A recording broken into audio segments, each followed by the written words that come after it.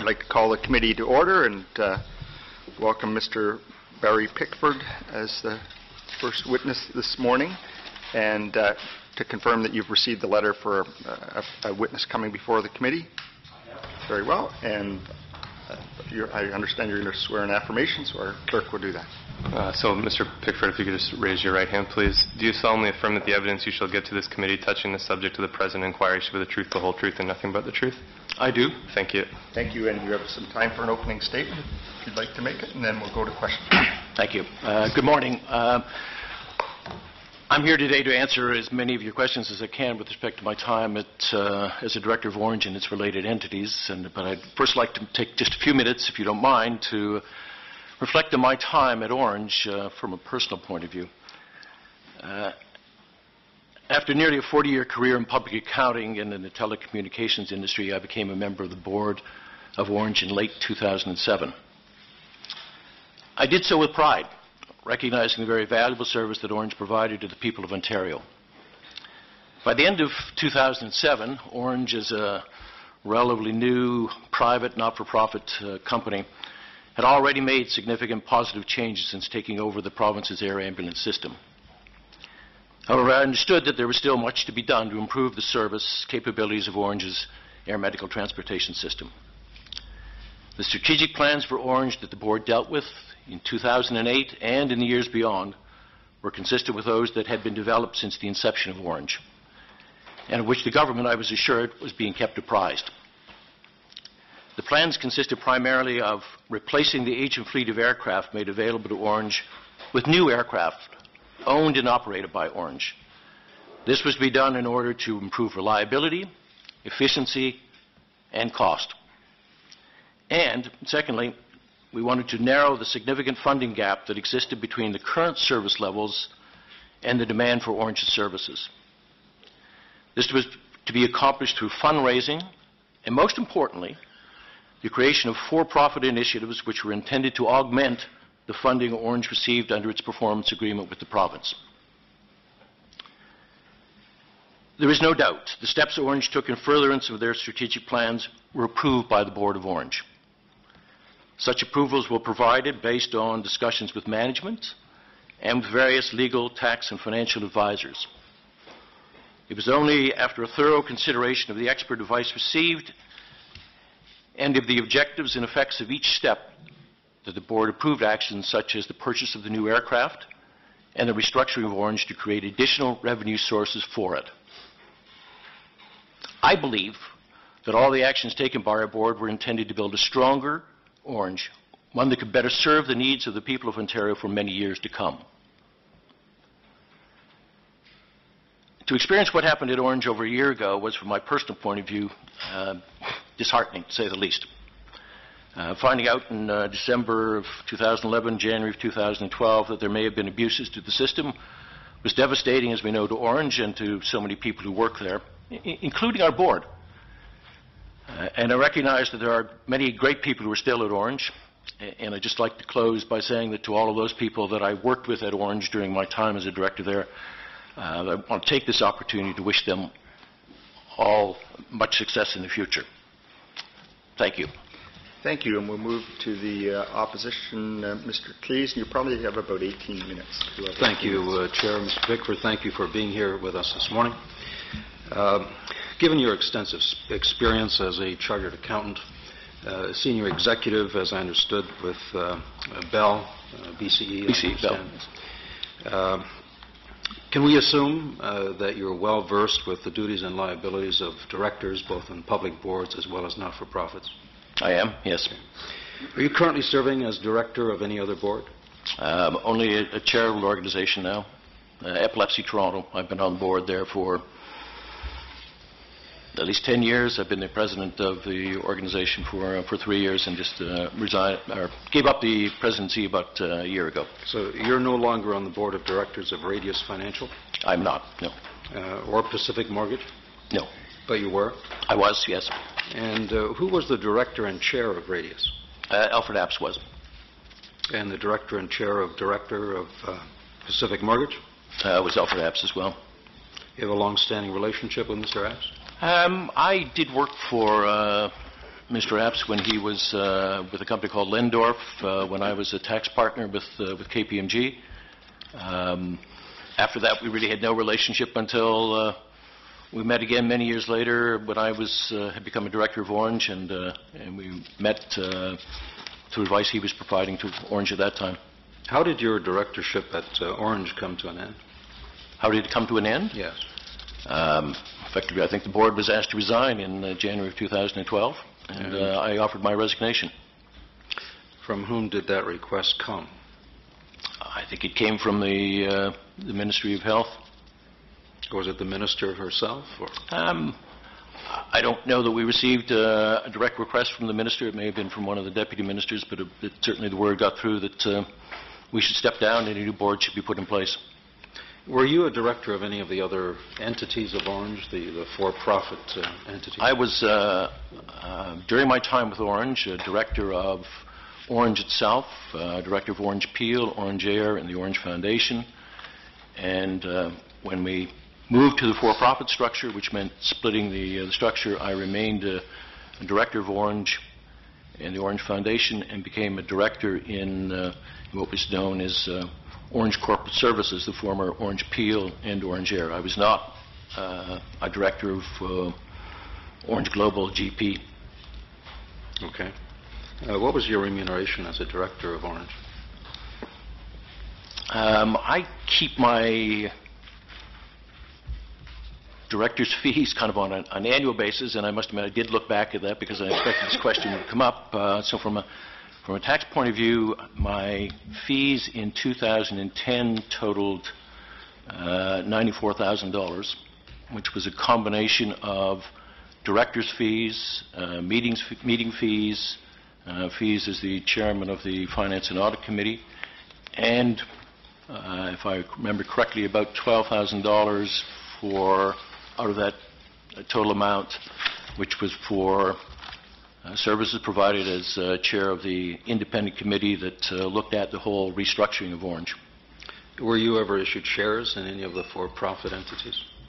I think we were issued shares, a very small number of shares in what was called Ornge Global Management, Inc. in probably January of 2011. And how many shares was that? I don't know. It was a very small amount in the percentage terms, less than 0.5%. And quite honestly, I did look back at one time to see if I had the check that it was less than $1. I'm not sure I could even find the check, so I don't know if it was ever cashed. Don't imagine you'll be cashing in on those? Pardon? I don't imagine you'll be cashing in on those. I don't think so. I don't think I had any great plans that I would cash in on them in any event. Over the course of your tenure as director at Ornge, there were a number of very significant financial transactions. First, there was the $275 million public offering. That was dated June 8th of 2008. Second, there was a $30 million debenture that was dated January 31st of 2011. Third was the marketing services agreement between Augusta Aerospace Corporation and Ornge Global Solutions, Inc., and the second structure was with Ornge Peel. And finally, there were the millions of dollars in personal loans to Mr. Mazza and his expenses. I'd like to deal with the offering memorandum first. Would this offering memorandum have been reviewed by the Finance and Audit Committee of which you were the chair? The offering memorandum with respect to the $275 million? Yes, it was.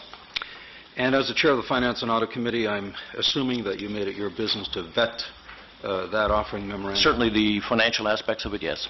Okay.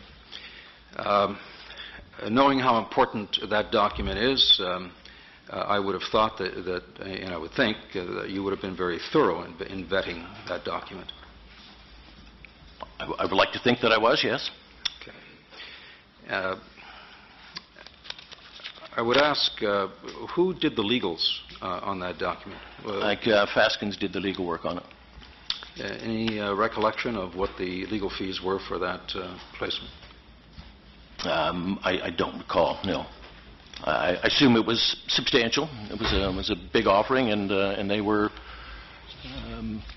very helpful in getting it processed, put into shape relatively quickly. Was any other law firm asked to provide a competitive bid on that work?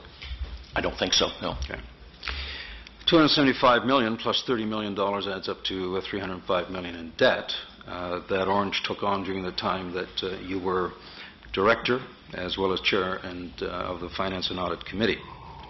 At what point did Ornge disclose to the Ministry of Health or to the Ministry of Finance that the government was the ultimate guarantor of that $305 million debt that Ornge was incurring?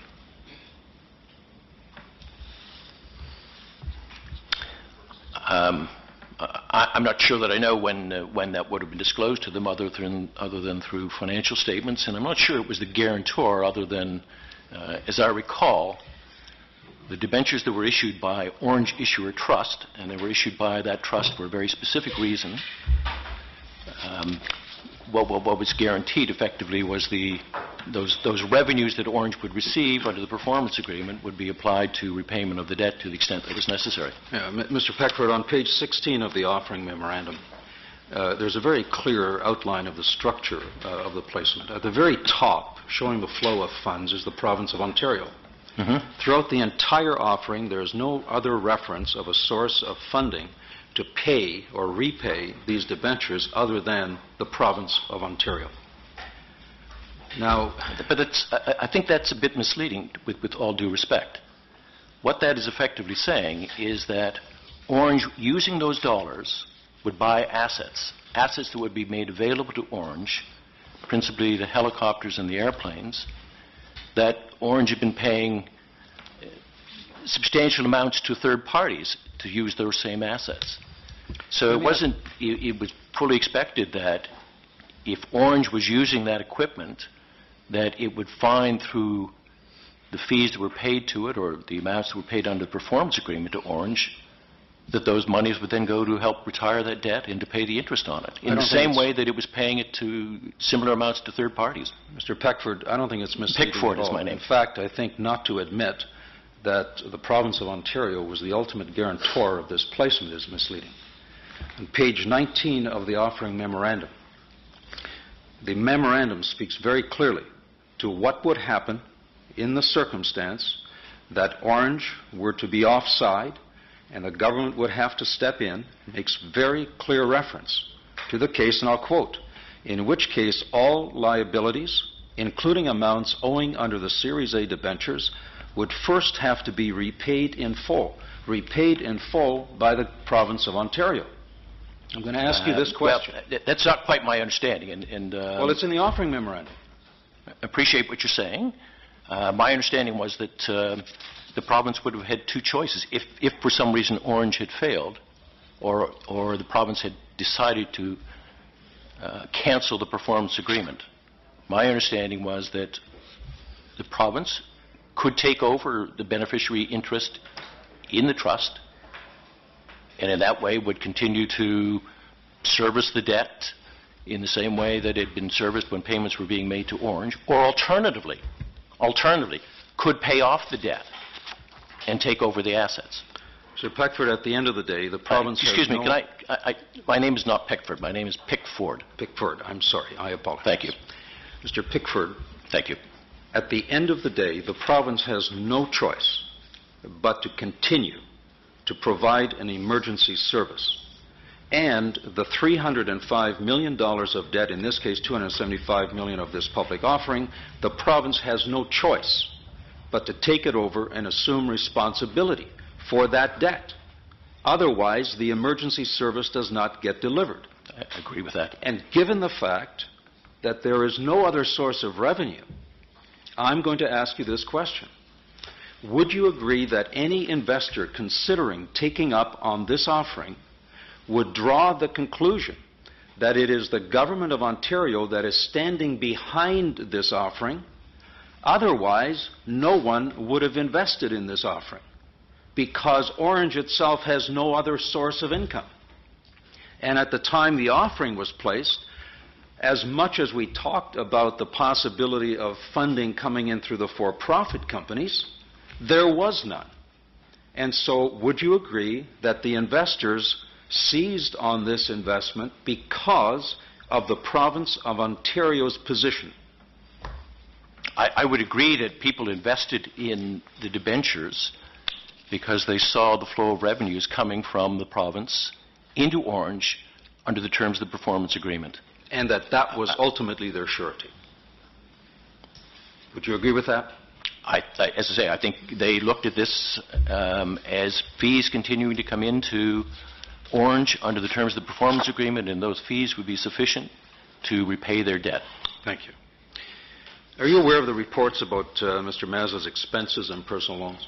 I'm aware of those, yes.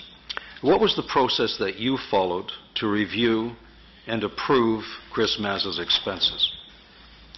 The process that I followed was to the corporate secretary or Dr. Mazza's assistant would bring me on generally a quarterly basis copies of his expense reports. My responsibility, as I felt it, was to look at those to ensure that they had been signed off properly by Dr. Mazza, if those were his expense reports, that they had been approved by a senior individual within the finance group. And so you did approve the CEO's expenses? I approved the process by which they were being dealt with, yes. Whose money was Ornge dealing with in making those approvals of the multi-million-dollar loans to him, his exorbitant expenses as a director of this organization? I'm not sure what multi-million-dollar loans to him you're speaking. Ornge made a $500,000 or $450,000 loan to Dr. Mazza in 2010. Or more than that, sir. I mean, we have the documents here.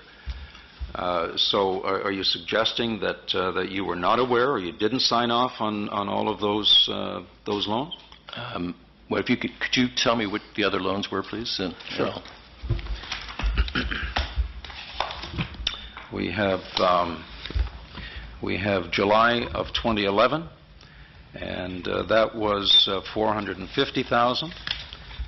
We have another loan that was in the amount of, I believe it was $250,000. There were a number of other expenses that were approved. In the end, it turned out that there were some $2 million, including a housing loan, that at the end of the day all came from government money. Was it the board? No, I don't. Can I yes.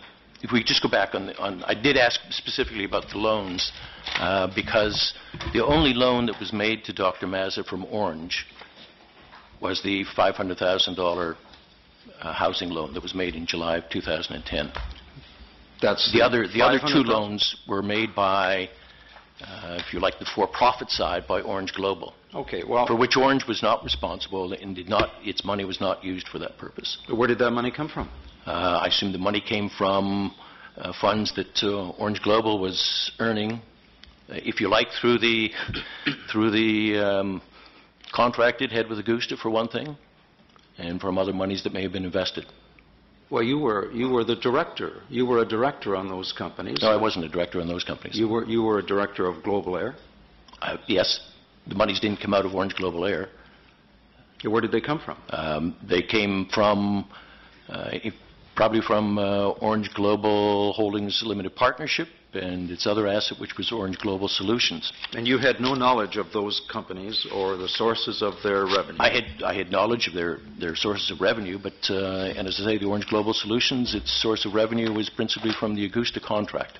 And that Augusta contract, you were familiar with the details of that contract? I know it was a marketing services agreement in which marketing services were to be provided to Augusta for a payment initially of what I understood was $4.8 million. And you thought that was a legitimate agreement?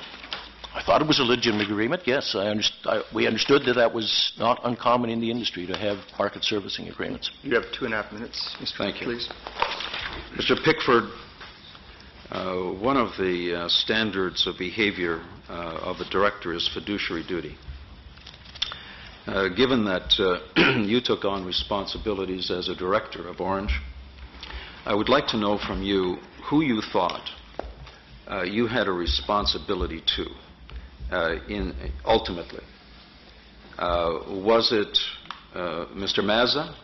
Was it your fellow directors?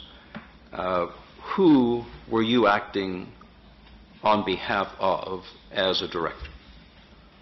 I think we were acting, I was acting on behalf of the company Ornge and its subsidiaries that I was also on the board of. You never made the connection between the company and the Ministry of Health, of course, and the public funds that were flowing to Ornge.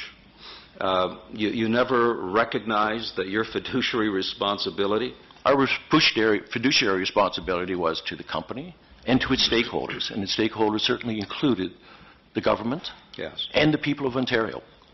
In retrospect, knowing the waste of millions of dollars, knowing the compromise of patient care, knowing that as a result of some of the actions taken by Ornge that patients died, do you as a director of Ornge have any regrets? I was very proud to be a member of the board of Ornge. Patients dying, that was an issue that was brought to our operations committee on a regular basis. We had a medical advisory committee that would report every quarter on incidents. To say that Ornge was responsible for people's deaths, I have difficulty agreeing with that. In retrospect, would you have done anything differently? I don't think so, no. I'm still puzzled by what has happened to Ornge, because I think it's a great company and it provided a terrific service, and I think the opportunities that were there to effectively trade on its experiences and bring new revenues into the province, to bring new revenues into Ornge itself, to allow it to serve Ontarians better, was the right thing to do. Thank you, and we'll move to the third party, Ms. Jellins. Thank you, and it's a pleasure to meet you, Mr. Pickford. Thank you. I will pick up where my colleague left off. You've had a very honorable and distinguished career throughout your life. I'm sure not too many ministers have asked you to quit a board before. Could you explain a bit to me as to why did you agree? What information did you have to make you go from being proud to be part of something that was, frankly, till we found out, something that every Ontarian was proud of? I come from Northern Ontario. We depend on Ornge for many, many services, and up till a fatal day in, actually, a few months before this, everybody was proud, and so were you. And then in a span of a couple of weeks, it hits the front of the paper, you are asked to resign. Could you talk to me about that period of time? Like, why would you resign if you are proud of what you've done? You're quite right. I will tell you that I was very proud of what we had done.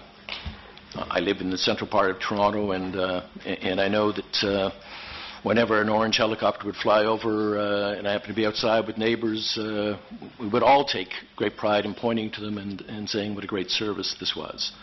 The fact that through Ornge and its activities left Ontarians the freedom to live virtually wherever they wanted to live, because they knew that they could have health care available to them quickly and expediently, no matter what had happened. So you're absolutely right. It was with a great deal of pride. What happened in the December-January period, I think when we first learned of what Dr. Mazza's health, the issues regarding income, and I must tell you, the Auditor General's report was all disturbing, to say the least. We had talked amongst the board members about various contingency plans of how we would go forward, and ultimately realized, I think, that the only conclusion was that we should recommend to the Minister that we continue for a while and get another board put in place, because we recognize there had undoubtedly been a loss of confidence in the senior management group and I expect the board at Ornge. I will tell you that some of the things we found out in December and in January of December of 11 and January of 2012 were, as I said in my opening statements, most disturbing. To find that Dr. Mazza had been taking $300,000 to $400,000 a year in medical director fees, for which I don't think anybody could show us any invoices for service that had been provided, was, in my view, disastrous. This was a breach of anything, quite honestly. And yet to find, and perhaps even worse, to find that, as we were told by senior management, to know that this had gone on for some time, that every month he would be there asking for his check, and yet no one had mentioned anything of this to any board member. I'm dismayed by. To find that, as Mr. Cleese referred to the Augusta Westland contract, we had approved at the board level back in probably September or October of 2010 the payment of certain amounts to Augusta. If I remember correctly, a payment of $2.7 million for amendments to the aircraft, including weight upgrades, which we were told were necessary to be done.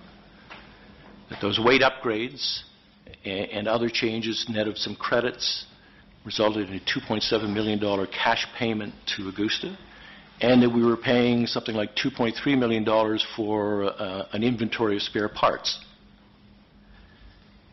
And then later in that same meeting, told also about the marketing services agreement as a separate, distinct item. And again, I think had always understood that these were not unusual contracts to enter into between an aircraft supplier and its customer.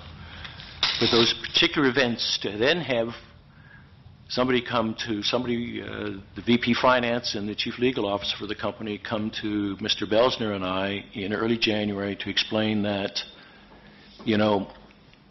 there's a memo around that goes back to December of 2009 where Rick Potter, who was the Chief Operating Officer for Ornge, that says that we really did not have to pay any amounts for the weight upgrades. That information was not made available to the board until January of 2012. Those events, the combination of all those events, particularly when we'd been told specifically that we were making payments because weight upgrades were necessary, I think all of those things combined led us to the conclusion that we needed to make some changes, and it was probably appropriate that changes were made at the board level. It has been over a year. Looking back, I realize it's a bit of a judgment call, but would you say that you were lied to, you were deceived, or you should have known and didn't do your job? I think any time people at a corporation decide to collude with each other to falsify things, it's not discoverable by a board or even by external auditors, of which we had. If people want to not tell you the truth and conspire to do so, then I'm not sure how a board could ever determine that. So you were there when they come to the board and convince the board that the $2.7 million upgrade needs to be done, $2.3 million inventory needs to be paid. Who made those arguments? I guess I'm guessing Dr. Mazza was one of them for sure, but he couldn't have done it alone? No, I think actually the information came first to our Finance and Audit Committee. It was presented to us by Maria Renzella that these amounts were required to be paid. The weight upgrades had also been discussed at the Operations Committee. And I sat in on those meetings. I was not a member of the committee, but sat in on those meetings because it made sense to know what's happening from an operational point of view if you're going to do an effective job on the finance side. So it was talked about there as being something that was necessary to be done. And who were part of those discussions? I think probably the... I don't recall if Dr. Mazza was involved in those discussions. I think the chief operating officer of the company, Mr. Lepine, would have been there. Okay. I'm going then on. So later on in that board meeting, they talked to you about a marketing agreement with Augusta. The amount is quite something, and you're not a marketing agreement, you're not a marketing firm, you are an air ambulance. My first thing is, what do you know about marketing, and why would anybody give you $5 million to do marketing when you're an air ambulance? Well, we were an air ambulance company, I agree. We were also the owner of aircraft. I think we were putting people in place that could do marketing work and marketing analysis. This was meant, I think, I assume that it was meant to have long-term benefits to Augusta in that this could assist them in selling 1, 2, 10, 20 helicopters to other countries, other organizations who would use air medical transportation systems as well. So, you know, I think, as I say, it was understood that a marketing services agreement is not unusual in these type of circumstances. Who put those arguments together? Who convinced you that what you were doing was legal, was legitimate, was good business? Well, I think we thought it was good business from the point of view that someone was prepared to pay for those services. Okay. And that there would be staff that would be put together to provide the services, the research work that was necessary to be done. I don't recall exactly who said that. So I'm not sure. Okay, so you just don't recall. Did information came in writing to the board members to prepare for that discussions, or? No, I think the information was probably a 2 or 3 liner from the executive vice president, who was Maria Renzella, about the fact that Ornge Peel had entered into a marketing services agreement with Augusta Westland, and it would pay. They were prepared to pay $4.7 million for this marketing services agreement for the services they would receive, and pay for that over a 2-year period, and that obviously those services would then be provided over that same 2-year period. To say, okay, here's one agreement,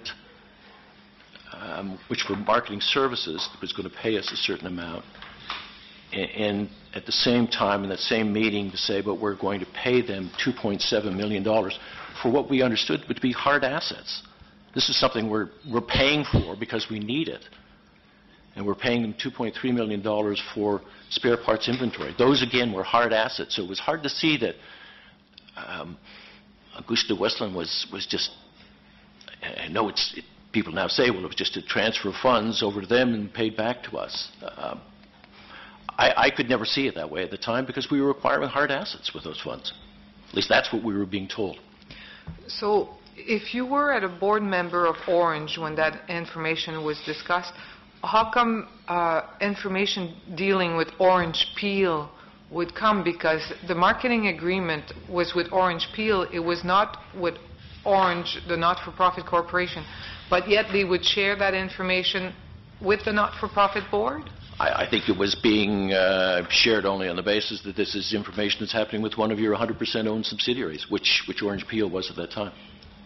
Okay. Were you, I take it you were familiar with the corporate structure?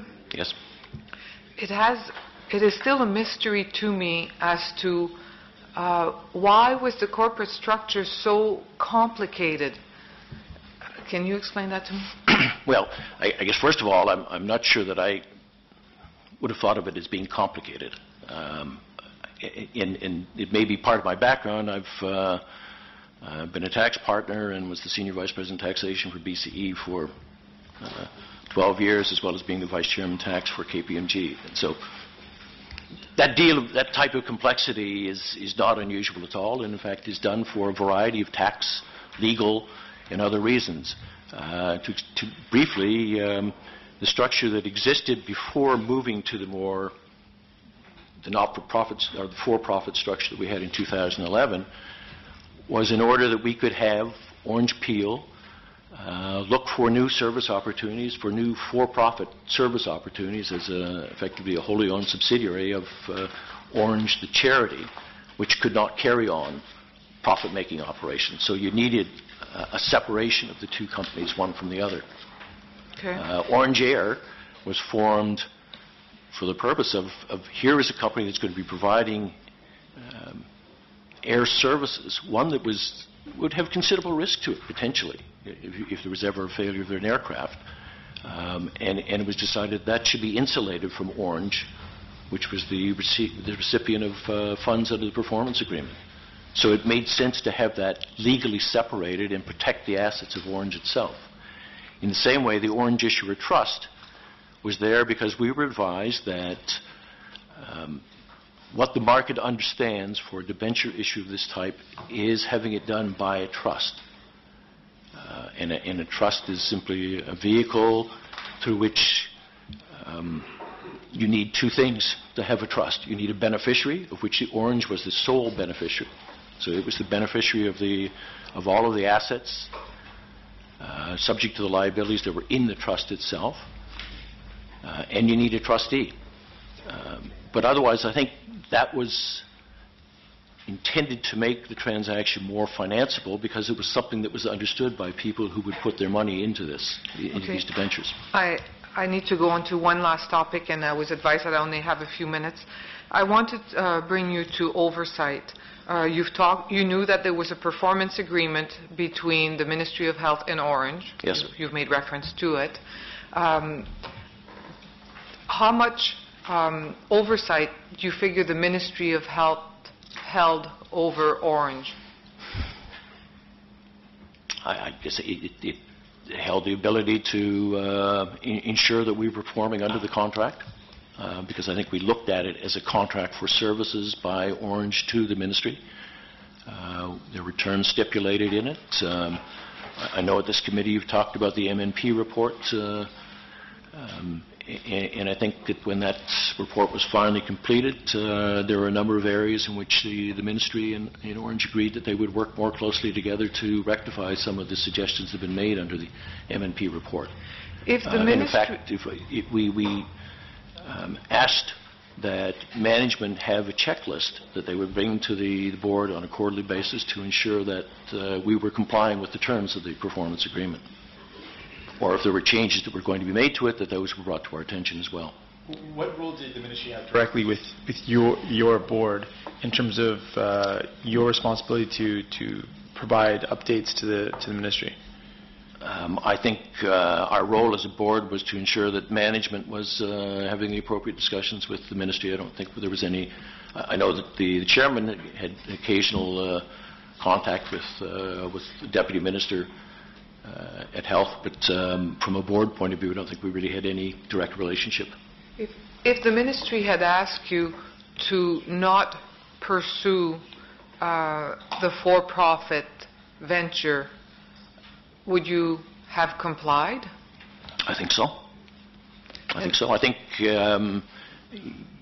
as you probably heard before, when the board did approve the for-profit structure, it approved it on the condition that the province was made aware of all of the steps in the restructuring and that it was on side with it. Hearing no complaints about it at all, the board assumed that they were on side. So you did due diligence. Before you went into the for-profit, you make sure that the Ministry would know all of it, had plenty of opportunity to say no or change. You heard nothing back from the Ministry. You took it for granted that what you had proposed, they had agreed to? Yes. And so To make sure that the Ministry knew? Well, the steps were primarily, I think it's probably started back in November of 2010, where there were attempts made to speak to senior people at the Ministry of Health, I think at the Ministry of Transportation, and perhaps even Ministry of Natural Resources. It took some time to arrange those meetings. Those meetings did not happen until January of 2011. I know that there was a very significant letter sent to, I think, addressed to the Minister of Health, a letter sent by Mr. Belsner, the chairman of our board, and that was followed up with meetings with various people at Health, Finance, and perhaps Transportation as well. And we'll move to the government. Ms. Jazzy. Thank you. Mr. Pickford, how did you come to be a member of the Ornge board? When I retired from BCE, I decided that I would like to see if I had the skills and abilities to become a director of companies, and so I took the Institute of Corporate Directors course, which started in April or May of 2007. And while at that course, I met Mr. Belsner, who I had not seen for some time. Mr. Belsner and I had been partners together at KPMG a number of years earlier, before I'd left KPMG to go to BCE. And he told me about some of the work he was doing at Ornge. And I think it was not until maybe he was waiting carefully to see if I'd actually graduate from this course, but when that happened, he asked if I would be interested in joining the board of Ornge. Talked to me about Ornge, what it was doing. I met then with Dr. Mazza. I can tell you I was most impressed with Dr. Mazza's abilities to be able to look at the future, see what he wanted for Ornge, the vision that was there, to tell me about the things that had already happened at Ornge and how they'd taken this disparate group of assets, if you like, and been able to put those together. So I was, I will tell you, I was delighted to join Ornge as a director. Were you at that point offered any particular remuneration, retainer, to be a director of Ornge? I don't think we really discussed fees at the time. I was interested in doing it, but I knew that, yes, there were directors' fees that were being paid. And you understood that the major funder, obviously the funder, was the Ontario Ministry of Health? I knew that there was a performance agreement between the Ministry of Health and Ornge, yes. Were you aware, perhaps was it talked about during your director's course, that agencies of the government usually pay a retainer, very small expenses? Were you aware of the type of remuneration you might come to expect as being a director of Ornge, which, as you have told us, by 2010 amounted to some $94,000? My fees as a director were paid by Ornge Peel, not by Ornge. The company had changed dramatically, too, over the years. It had gone from providing air medical transportation services to the province to now being the owner of almost 20 aircraft, become indebted to the tune of $275 million. It owned substantial assets and was looking for a number of new methods to bring revenues into Ornge.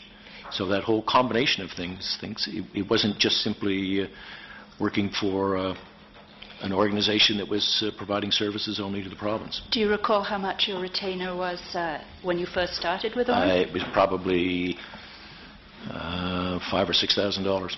Okay.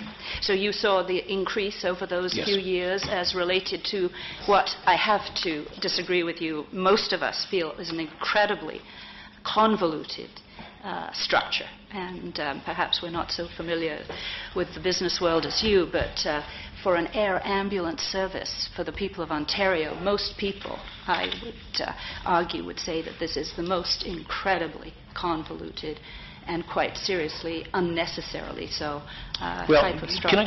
Can I just add, because you're looking, I think, from I can see the back of it is the chart that is proposed going forward from 2011 on. This is the existing structure when you were a member of the board through till January 2012. Yes, from the 1st of January 2011 through to January 2012, yes, it was. So, the only point I want to make, and I know it does look complex, I'm not trying to belittle that point, but the structure, some of the aspects of the structure were there to ensure financeability of the right-hand side. That is, the ability to raise funds from third-party equity investors, and to do it in a way that it would be something that they understood would protect their investment. They understood would allow, to the extent there were startup losses in the organization, to flow out losses to them. And when it became profitable, the profits would flow directly to them as well. So as complex as it looks, it was done very much for a reason, because it would have a certain degree of appeal to third-party investors. And the structure was very much based on how do we raise equity to be able to take these for-profit services that we want to build and bring revenues back into Ornge, and it necessitated having third-party investment in it. And as Mr. Cleese has pointed out, of course, the prospectus did show that the Government of Ontario was essentially the guarantor. So your experiences as a chartered accountant, did you have any experience in terms of aviation, ambulance, when you joined the board? There's a reference in the Auditor General's report of March 2012 that when I first read it puzzled me, and this is a reference to the Founders' Equity Plan. Could you explain your understanding of that plan? I think that the Founders' Equity Plan was simply the creation of a company called Ornge Global Management, Inc., which was the initial limited partner in the limited partnership, and that senior management of Ornge would have shares in that company. Did you have any role in the creation of that plan? Only in looking at some of the terms of it initially, as part of those were supplementary agreements that were not part of the Ornge Independent Committee's work. The Auditor General in his report indicated that this was an area where he had sought documents from Ornge, but had not received the requested information. Were you involved in any of the discussions related to the production of the document? I don't know that I was involved in any of the discussions relating to production of those particular documents. I was, unfortunately, very involved in many of the stages of the Auditor General's work at Ornge. Under this Founders' Equity Plan, would there have been some possibility of you receiving some benefit from that plan? As it turned out, yes, there was. After the Ornge board had approved the transaction to go forward with the not-for-profit structure, Dr. Mazza called all of us individually to tell us that we'd been awarded some shares in Ornge Global Management, Inc. But that was not part of the Founders' Equity Plan. But we did, yes, become shareholders in that company. You were chair of the Finance and Audit Committee, and obviously I think we all recognize that's a particularly important committee of any board. In terms of the type of material that you would review, to what extent were you aware of concerns by the Ministry of Health? There was a Myers-Norris-Penny audit. Did you review all these documents? Yes, we read them. It was left up to a specific group at Ornge to deal with that. I think we may have even had one meeting with Ruth Hawkins and some of her people about the Myers-Norris-Penny work that was being done. And ultimately, I think the report made a number of suggestions in which Ornge agreed it would comply with, and the ministry also made its comments on it. And I think, as I stated earlier, there was an agreement at Ornge that at each board meeting there would be an update on, if you like, a performance agreement checklist. And much of that came out of the MNP report. So some sort of red flags were raised, would you say? Or? I don't know that they were red flags. I think quite honestly, many of the suggestions were timing issues. We're not getting this soon enough. We don't think your budget for your coming year, which would start in April, we're not receiving it by July 1st of the preceding year. We're getting quarterly statements, but we're not getting a quarterly statement for the fourth quarter. We're only getting annual reports. There were a number of things like that, which all seemed soluble and not disastrous to any extent to the way in which Ornge was being run. Were you ever, as a board member, made aware of some concerns raised by paramedics in relation to this very valuable and important service to the people of Ontario, that there was a lack of service availability, lack of aircraft, lack of qualified paramedics at various stations? As I said, I attended some of the operations committee meetings, and attended all of them. Not as a member of the committee, but as a matter of interest. And I think there were always issues that came up like that, issues that we were assured were being dealt with. And so did you ask for some updates as to how and who would you have received those from? I think most of the updates in that situation would have come from Mr. Lepine, Tom Lepine, who was the chief operating officer for Ornge itself. Did Dr. Mazza attend meetings of the Finance and Audit Committee? He did, yes. Did he attend meetings at the Operations Committee meeting? Yes, I think he did, yes. Did he contribute to those discussions? Absolutely, yes. And did you find him persuasive? Or? I always found Dr. Mazza persuasive, but I found him persuasive because most of the arguments he made in favor of one action or another seemed quite valid, seemed most appropriate. He was a very, very bright man. In terms of his salary that, as we know, escalated over the years, were you involved in approving that increase year over year? I think the increase in which all of the board would have participated would likely have happened in June of 2010, where earlier that year our compensation and governance and comp committee had suggested that we should have an independent compensation consultant look at incomes of the various senior management group at Ornge, including the CEO. That went out to a company called Cleast Executive Services, and in June of 2010, they first reported to the Governance and Comp Committee, and then later to the board, and gave a very detailed verbal presentation with slides and overheads indicating what they thought had changed at Ornge, what they thought the company was becoming, and that its comparator group should really be measured on the basis of a company that was more in the for-profit business, because that's what Ornge Peel particularly was trying to do at that time, was find new profits that would come back into the hands of Ornge, that it was also now in the airline business, as well as providing the air medical transportation system for the province. And that comparative group, which was made up of a number of different companies in the health, transportation, insurance industries, they concluded and advised the board that Dr. Mazza's salary should be increased to $500,000 a year, that he should have a short-term incentive bonus that was performance-related, that could max out at around the same $500,000. And that he have a benefit package that was equal to about 30% of his salary.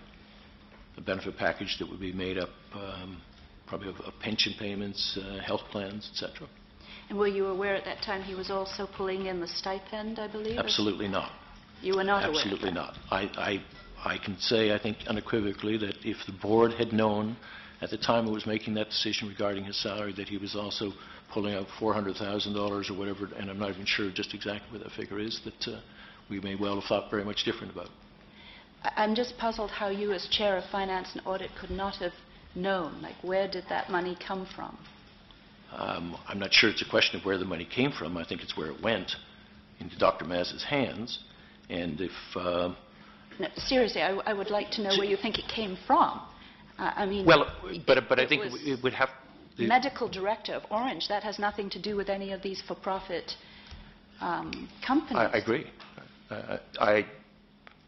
Listen, as I said before, if people want to not tell you the truth, if they want to say things to you, not tell you about a situation, then I don't know how we would even know where the money came from, let alone where it went.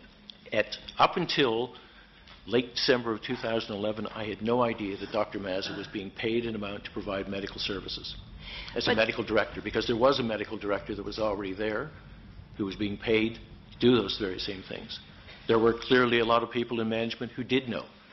The board did not know that he was being paid those amounts. But surely, as chair of Finance and Audit, you would have a budget yearly that you would Yes. look at. It would be line by line. There would be a line saying medical director stipend. There was a line that said medical contractors, and it had a budget amount of probably $3 to $3.5 million, if I remember correctly. $300,000 could get lost in there. We had a number of other people who were medical doctors who were providing services to Ornge, not necessarily as medical directors, but as docs in the box. But those were all under contract. And this amount, I assume, would have gone into that same line.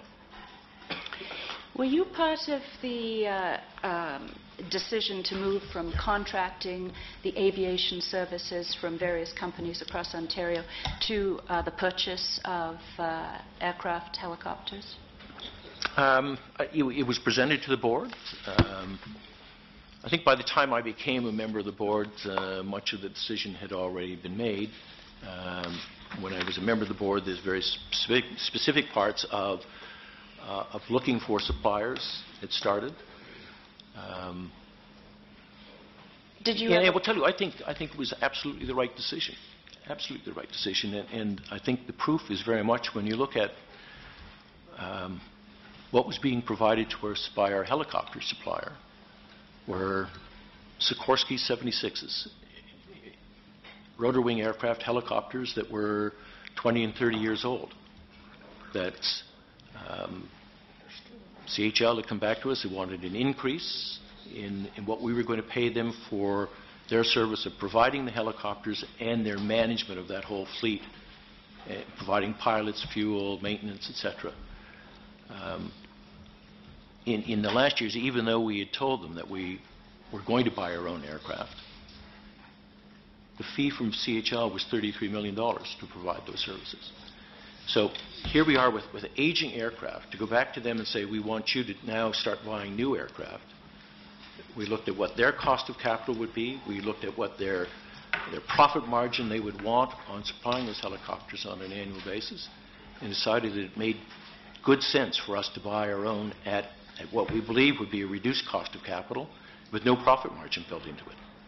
So, and when you look at what's happened to those Sikorskys today, Sikorsky won't take them as trade-ins. They have no spare parts available for them. You can only get them on secondary markets. And they've now had a history of maintenance failures. And we are out of time, I'm afraid. Thank you. So thank you very much for coming before the committee this morning, Mr. Pickford.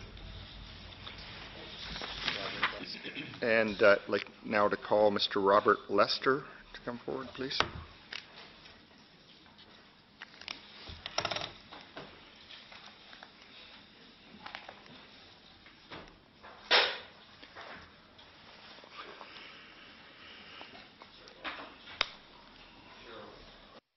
Yes. While Mr. Lester is coming forward, I just want to apologize to Mr. Pickford for referring to him as Mr. Peckford. That was not intentional. No, I realize. You gave me certain notoriety. Famous politicians have that name. I thought there might be a relation, but I didn't want to pursue that line of questioning. So. Thank you. And Mr. Lester, just to confirm that you received the letter for a person coming before the committee? I do. Very well. And I'll have the clerk do an oath of witness or affirmation. Affirmation. Okay, so Mr. Lester, raise your right hand. Thank you. Do you solemnly affirm that the evidence you shall give to this committee touching the subject of the present inquiry should be the truth, the whole truth, and nothing but the truth? I do. Thank you. Thank you, and you have time for an opening statement if you'd like, and then we'll go to questions. So just as an aside, given what you said, it's Dr. Lester, and so we'll get the title straight. Thank you. So I'd like to make a brief opening statement, and thank you for giving me the opportunity to do so.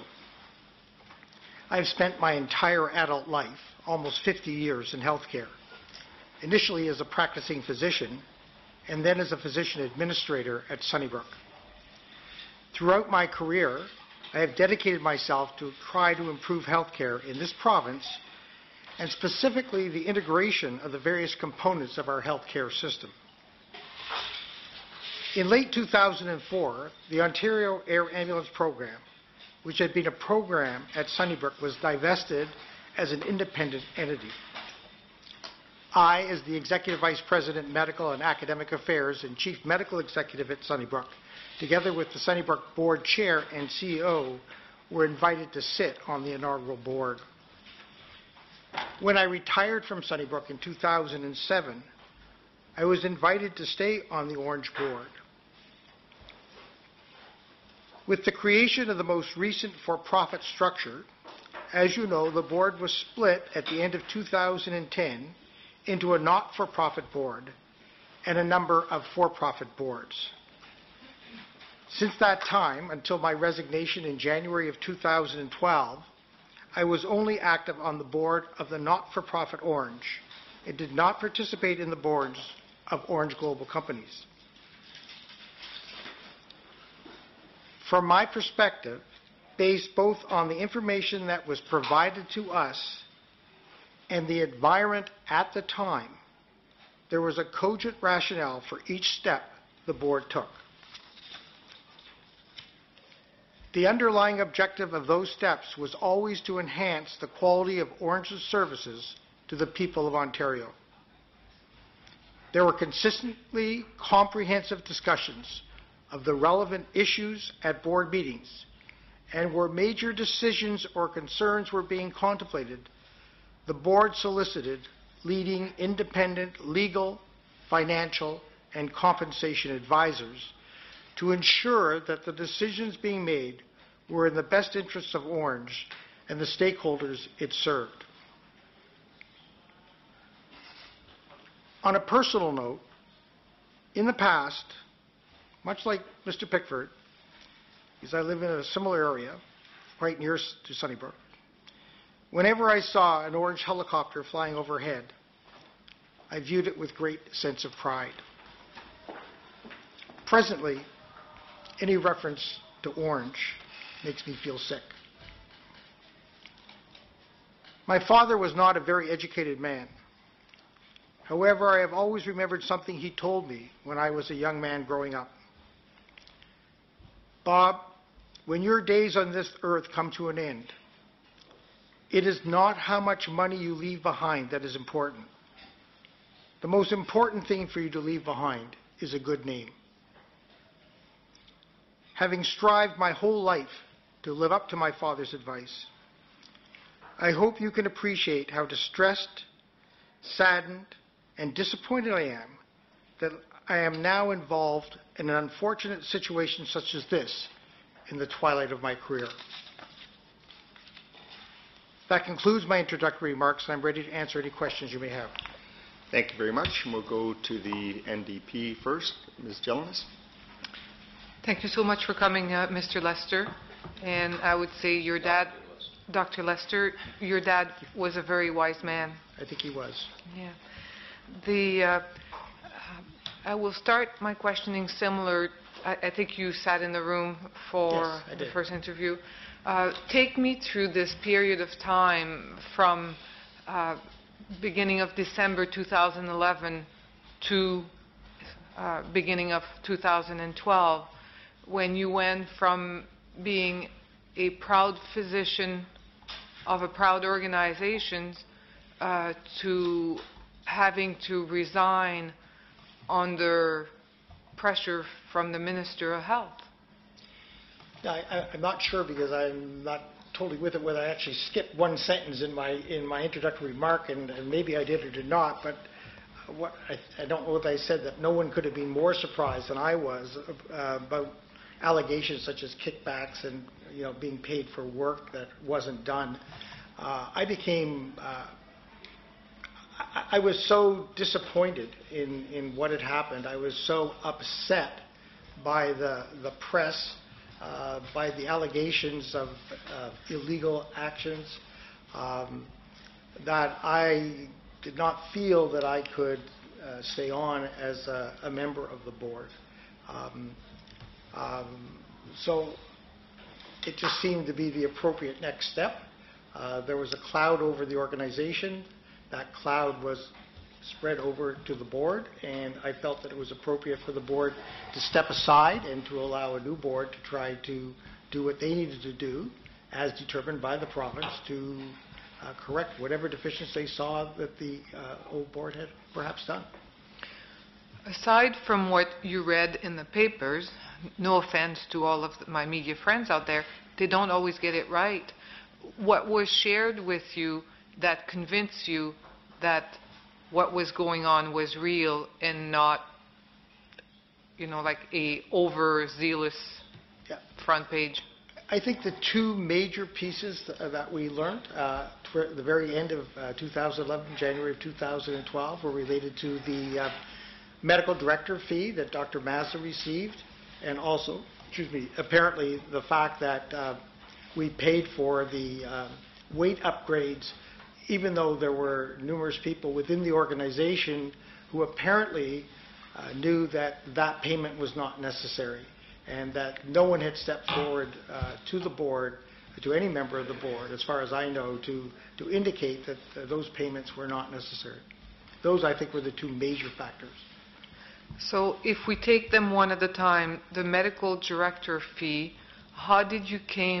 when and how did you become aware of this? The medical director fee, I believe we became, I can't totally recall whether it was December of 2011 or January of 2012. I'm not quite sure how it actually surfaced, but at the discussions that were going on as we were dealing with the tumult that was occurring at that time, it became evident to the board that that payment had been made, and it was in the range of $400,000. And it was a continuation of something that had started many years before. I think the board had thought it had been terminated, but apparently it had continued on unknown to the board. So the way you see it evolving is that when Ornge was first created, when Air Ambulance left Sunnybrook and became an independent corporation, Dr. Mazza would have had a medical role to play, therefore would have received medical director fees. I believe that is correct, that he did play the role of medical director and perform those services, but as his responsibilities of the CEO increased, he divested himself of those medical director tasks, but continued to collect the stipend for them. Okay. If we come back to the other parts that you call them kickbacks, where you paid for weight upgrade that some staff, when and how did you become aware of this, knew that it was a fact, not just a front page headline?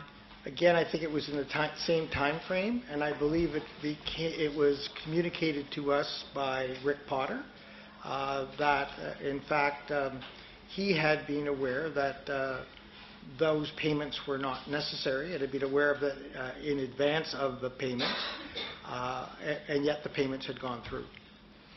And why would Rick Potter have been at the board meeting? I don't think he was at the board meeting. I think this was at the end, as we were sort of trying to tie down all the various components of what was going on. So there was people coming in and out as we were trying to wind things down. Have you had any contact with Ornge since January 2012? No, I have not. No. And excuse me. I did go in to see Dr. McCullen to congratulate him on his appointment to the Ornge board, which would be the only indirect contact I would have had with Ornge of any type. If you look back onto your years on the board, can you see any red flags along the way? Now that you know what you know, were there any signs that basically we can learn from so that it doesn't happen again? So, I've got to admit that I've spent a lot of hours thinking about that very question. I think that's really, I think it's a germane question of what we need to deal with, or what you need to deal with. I believe quite firmly that what we were doing was the right thing. Given the information that we had at the time that we were doing it, and in the environment that we were operating within, I felt that we were doing the right thing. I feel very strongly that, because as a hospital administrator, I've spent a lot of time dealing with the Ministry of Health, that if the Ministry of Health had come in and said, this is not the direction we want you to go in, I think the board would be hard-pressed to pursue that direction. Given the fact that, from my perspective, there was no red flags raised at the ministry, and given the fact that, from my understanding, other organizations were entering into similar structures to try to raise money to close the gap, and given my knowledge that virtually every hospital in the province is looking at for-profit investments in order to close the gap between the funding of their hospital and the services they need to provide, from my perspective, it seemed to be the right direction. Because the ministry, the government, did not have the money to support everything that we were trying to do, as it doesn't to support everything that the hospitals are trying to do.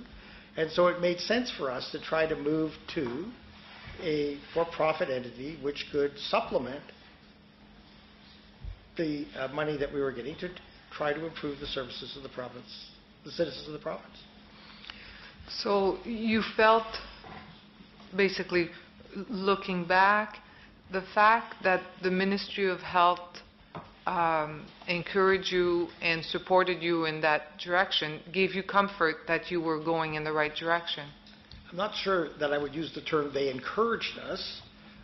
What I believe I said was they did not raise any major concerns that I was aware of that we were heading in the wrong direction.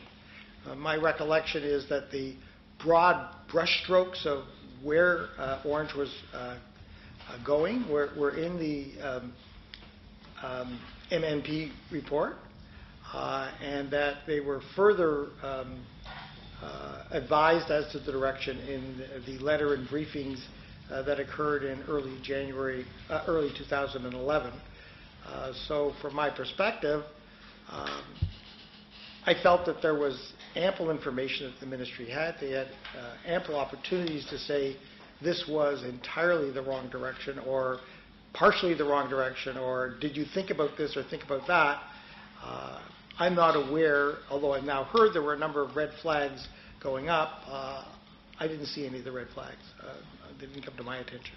What gave you confidence that the ministry was aware or had been given an opportunity to give input in terms of the direction? Like, what confidence did you have that that actually had occurred? As I said, I think there were 2 or 3 issues that I would say. The broad brushstrokes were in the MNP report. The letter that was sent to not only the Ministry of Health but other ministries around the directions that Ornge was taking, and then subsequent meetings from representatives of Ornge with representatives of the various ministries. Did you have any concerns personally, just as a physician, when you were presented with not the overall idea of having a for-profit side, but the way the for-profit side was structured?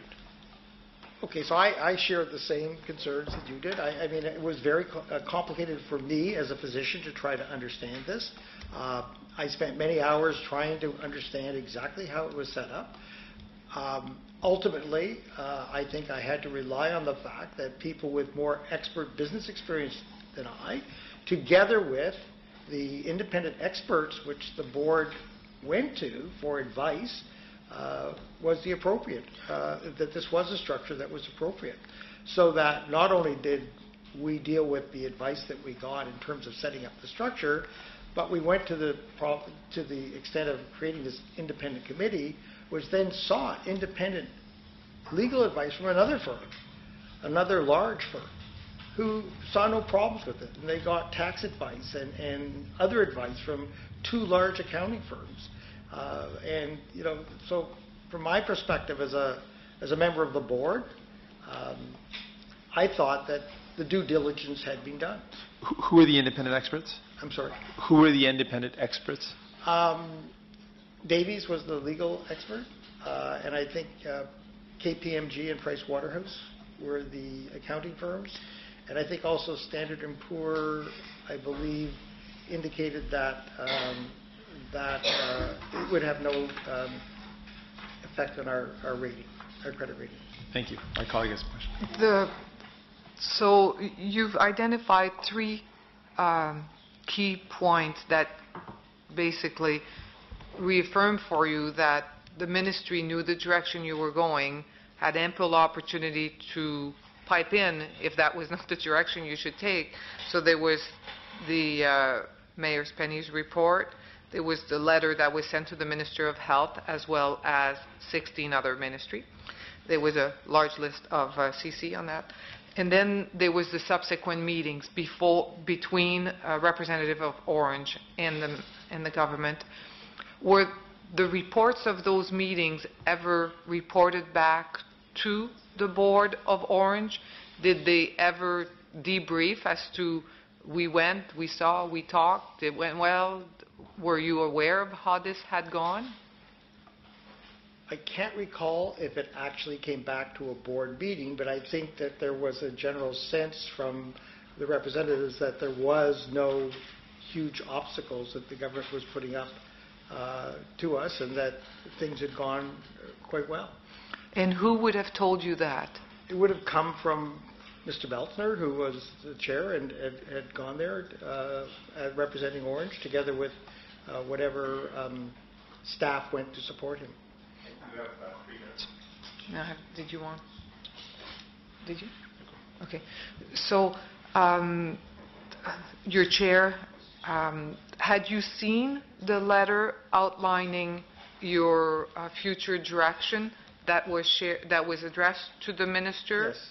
You had seen it. Had you seen it before it was shared with the minister? I think I saw it after it was shared with the minister. Do you feel that it accurately described the path that you had intention to go on? It was my impression that it did. That it did. So basically, the activities that took place were very similar to the path that you had explained, that had been explained to the minister in that letter. From my perspective, that was my understanding, yes. Yeah. And the minister and many other ministers had received the letter, had an opportunity to be briefed on it, and raised no opposition. That was a good path. As far as I know, there was no significant opposition to any of the plans that were presented. If the ministry had said, we're worried about that path, we're worried about this corporate structure is too convoluted, what would have been your reaction? Personally, my reaction would be that that was a huge red flag.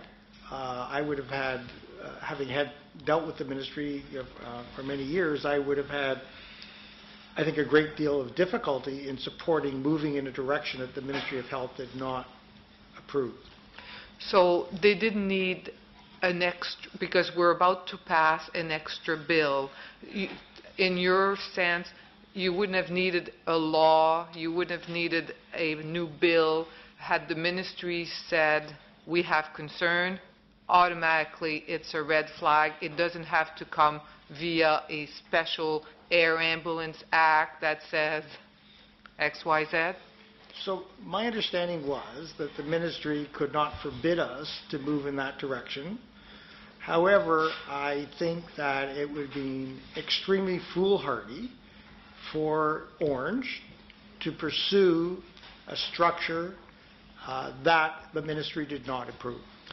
So I would agree that I don't see, well, perhaps it makes it a little bit more concrete, but in terms of creating this special bill, but I cannot believe that I personally or the board would have pursued an organizational structure that the ministry said was flawed or that was not in the best interests of the province or whatever else they might say. Thank you for that. We'll move to the government now. Ms. Jazz. Thank you.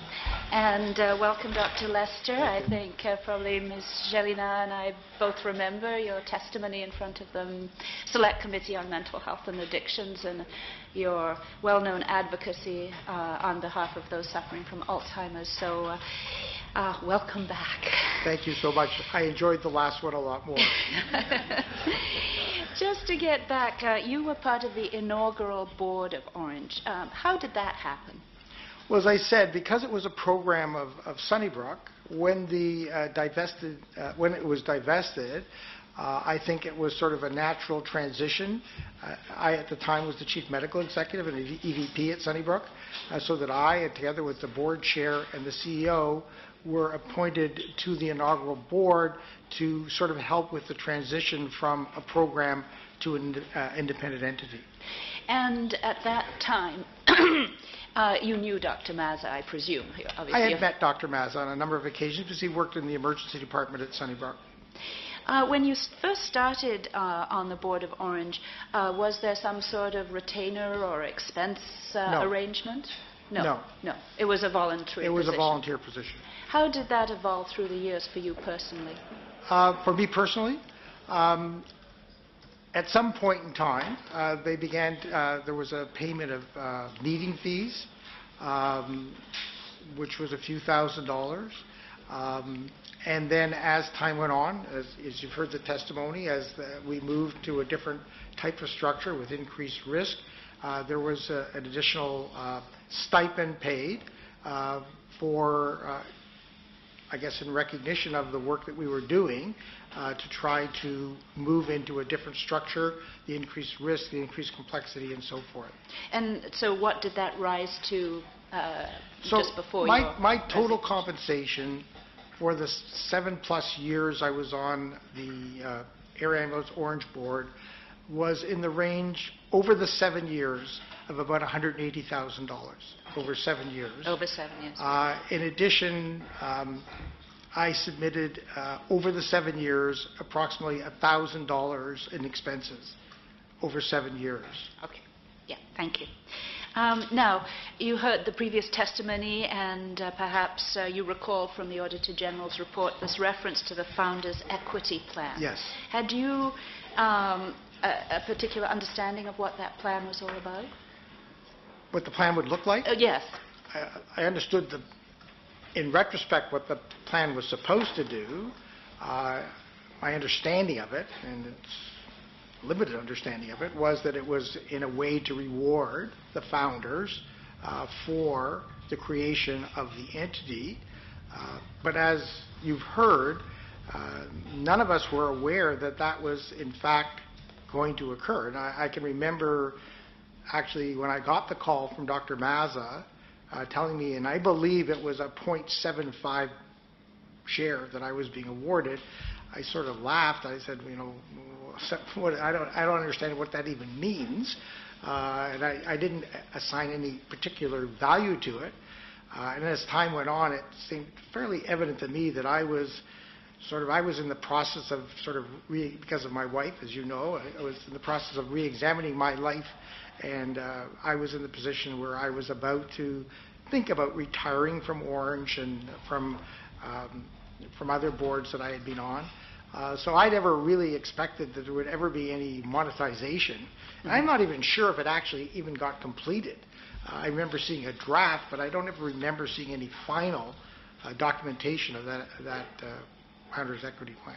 So when the Auditor General tells us that he had difficulty getting information about this particular plan, would you have seen any reason why he shouldn't get whatever plan was in place, even if it was a draft? No, I don't see any reason why. I wasn't particularly alarmed about anything. No, I think the Auditor General should have had access to whatever he had the right to have access to. So when you were talking about the complex structure and that you found it somewhat complicated as well, when this was being explained to you, where did who tried to describe the new corporate structure to the board? I think it was largely Alfred Apps who provided us with the description of what the plan would look like. And did you, at that time, sort of have questions related to it, or was there anything that you felt uncomfortable about with this? Well, I was always uncomfortable with, what risks were we taking on as a result of moving in that direction. And so there was a lot of discussion around that and reassurance from a legal standpoint, from a tax standpoint, from a financial standpoint. The information that we were receiving was that we were, in fact, and this is my understanding, insulating Ornge from risk by creating this structure, and at the same time creating a structure that would attract equity partners to invest in it. So from my perspective, it sort of made sense. We had a need. We needed to get private investors to invest in it. We had to create a structure that they were comfortable with at the same time as trying to create a structure that protected Ornge. So from my understanding, we actually accomplished that. Whether or not, in effect, that it did or did not occur in the way that I understood it, I think it's for other people to judge. In your earlier answers to my colleague, you sort of referenced, you got the sense that other healthcare institutions were moving in a similar direction. Could you kind of clarify that? Sure. I think there were two references that I would make to that. I knew for a fact that OTN was moving in that direction. And was adopting a very similar structure. I knew it because I was on the OTN board, and I played a role in that. I did not particularly champion the structure because I wouldn't be a champion of it because, as I said, it was not something that I was totally familiar with. I also know when this all broke, in terms of Ornge, that they totally backed away from the structure. The other thing, of course, is that, and I don't know what the structure is, but major hospitals like Sunnybrook, UHN, Sick Kids, Baycrest, they are all, looking at creating private sector, I want to say ventures, but adventure is not the word. What word am I looking for? Ventures, private sector ventures to try to raise money. Because, I have to say in the latter part of my career, the last 10 years of my career, when I was much more involved in administration, although I had been about 20 years in administration, the vast majority of every meeting that we had at the hospital was, how do we meet our budget? What services are we going to cut? And how, when we cut those services, are we going to try to maintain quality for the patients that we no longer could serve? So I was quite familiar with the fact that, there's always been a gap in terms of what what people want and what people can be provided. And that is both the good and bad of being in a socialized medicine scheme. And this, of course, is extended for many, many years. For many years. This is not new. So we're talking decades. We are talking decades. And just for the clarification of my colleagues, OTN meaning Ontario Telehealth Network. Telemedicine. Telemedicine. Yeah. Okay. Dr.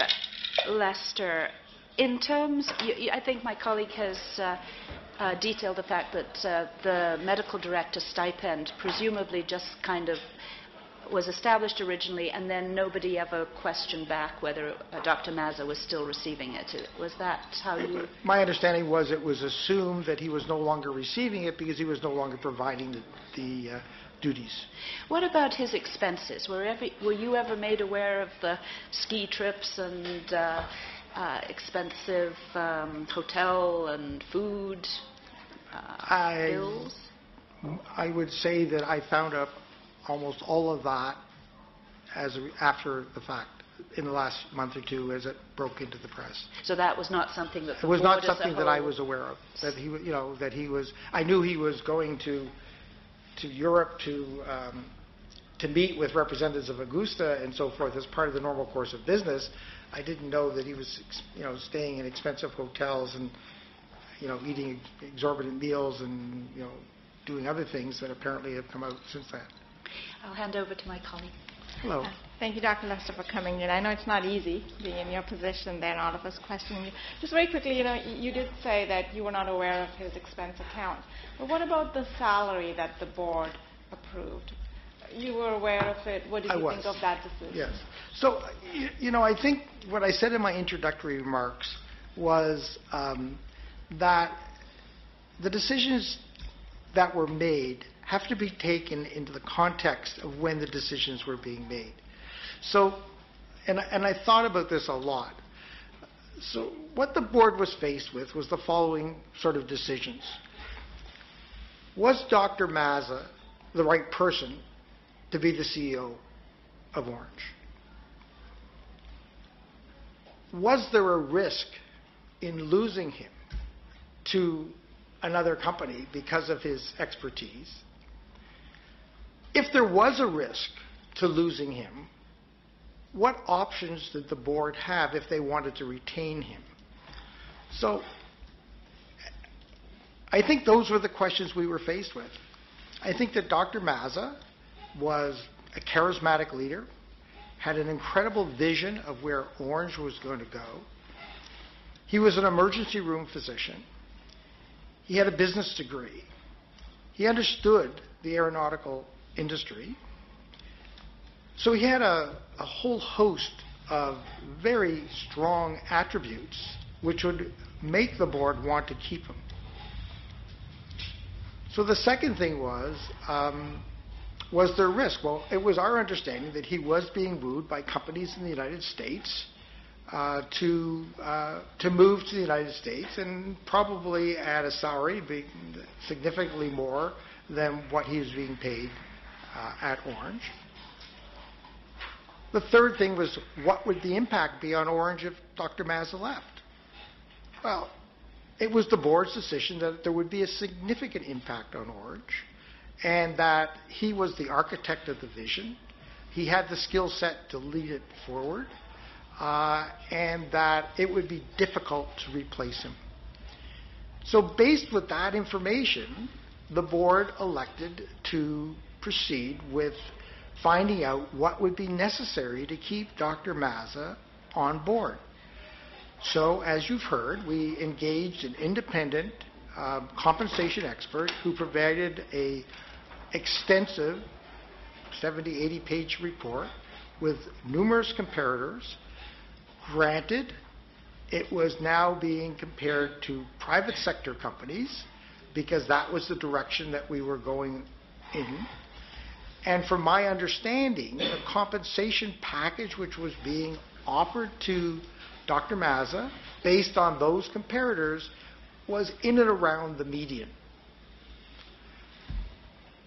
So based on that sort of sequence, it seemed appropriate that, given the advice that we received, given the direction that we thought we were going in, that we wanted to retain Dr. Mazza, and that the board then approved the compensation based on that sequence of events. So what I'm hearing from you, Dr. Lester, is that the board felt Dr. Mazza's compensation was fair in the private sector world, given the competition of the private sector. The only challenge here is that it was public sector dollars, taxpayer dollars being paid to pay a private sector salary for, in the end goal being the for-profit companies which hadn't turned in a profit yet. So how did the board make that leap of faith that we're going to pay Dr. Mazza to run these for-profit companies in addition to Ornge, and we're going to use taxpayer dollars to pay him a compensation for those private sector companies, while in reality in the private sector it is those private sector companies that ought to have funded Dr. Mazza's salary. So as a board member, since your job was to safeguard the public interest, I'm just trying to understand that jump. Yeah, I think the jump occurred because there was a very strong belief that the vision that was being projected had every sense that it would succeed. Could one say there was a timing issue in terms of how we did it? Yeah, I guess there could be that, but there was a real sense that there would be a significant input of new money that would only occur if Dr. Mazza would likely only occur if Dr. Mazza was in that role. And so, yeah, I guess it was a bit of leap of faith. Thank you. Just one last question, Dr. Lester. You as a board member, what did you hear at your meetings about potential operational deficiencies in the air ambulance system? In other words, lack of staffing at stations, lack of aircraft, and so on. And pursuant to that, did it ever occur to you, if you did hear about those, that Dr. Mazza, with all these convoluted private sector schemes, was being pulled away from the core business of air ambulance? Well, I did hear that there were problems. The board constantly heard there were problems, shortages of paramedics and so forth. Not particularly unique in healthcare. There are shortages of staff in many areas of hospitals and so forth. That was one of the reasons why Ornge went ahead to create the academy, was to try to train paramedics so that we would overcome the shortage of staff. I think that, his being involved, we tried to do that by the daily operations of Ornge were then, in a sense, seconded to Tom Lapine as the chief operating officer, who was then responsible for the day-to-day operations of Ornge. Thank you, Dr. Lester. Thank you very much. We'll move to the opposition. Mr. Please. Thank you, Chair. Dr. Lester, thank you for being here. I'd like to make it very clear why we're here and why we have called the directors. And that's because this committee, in the end, what we really want to achieve is to identify very clearly what went wrong and what needs to be done on a go-forward basis to make sure that we don't have similar circumstances, whether it's at Ornge or other agencies or organizations within government. I think we are drawing the conclusion, and I would expect anyone who's observing these hearings would draw the same conclusion, that there was a very pure intention, the best of intentions, that there, however, was a lack of oversight. And that lack of oversight, as it's coming together for this committee,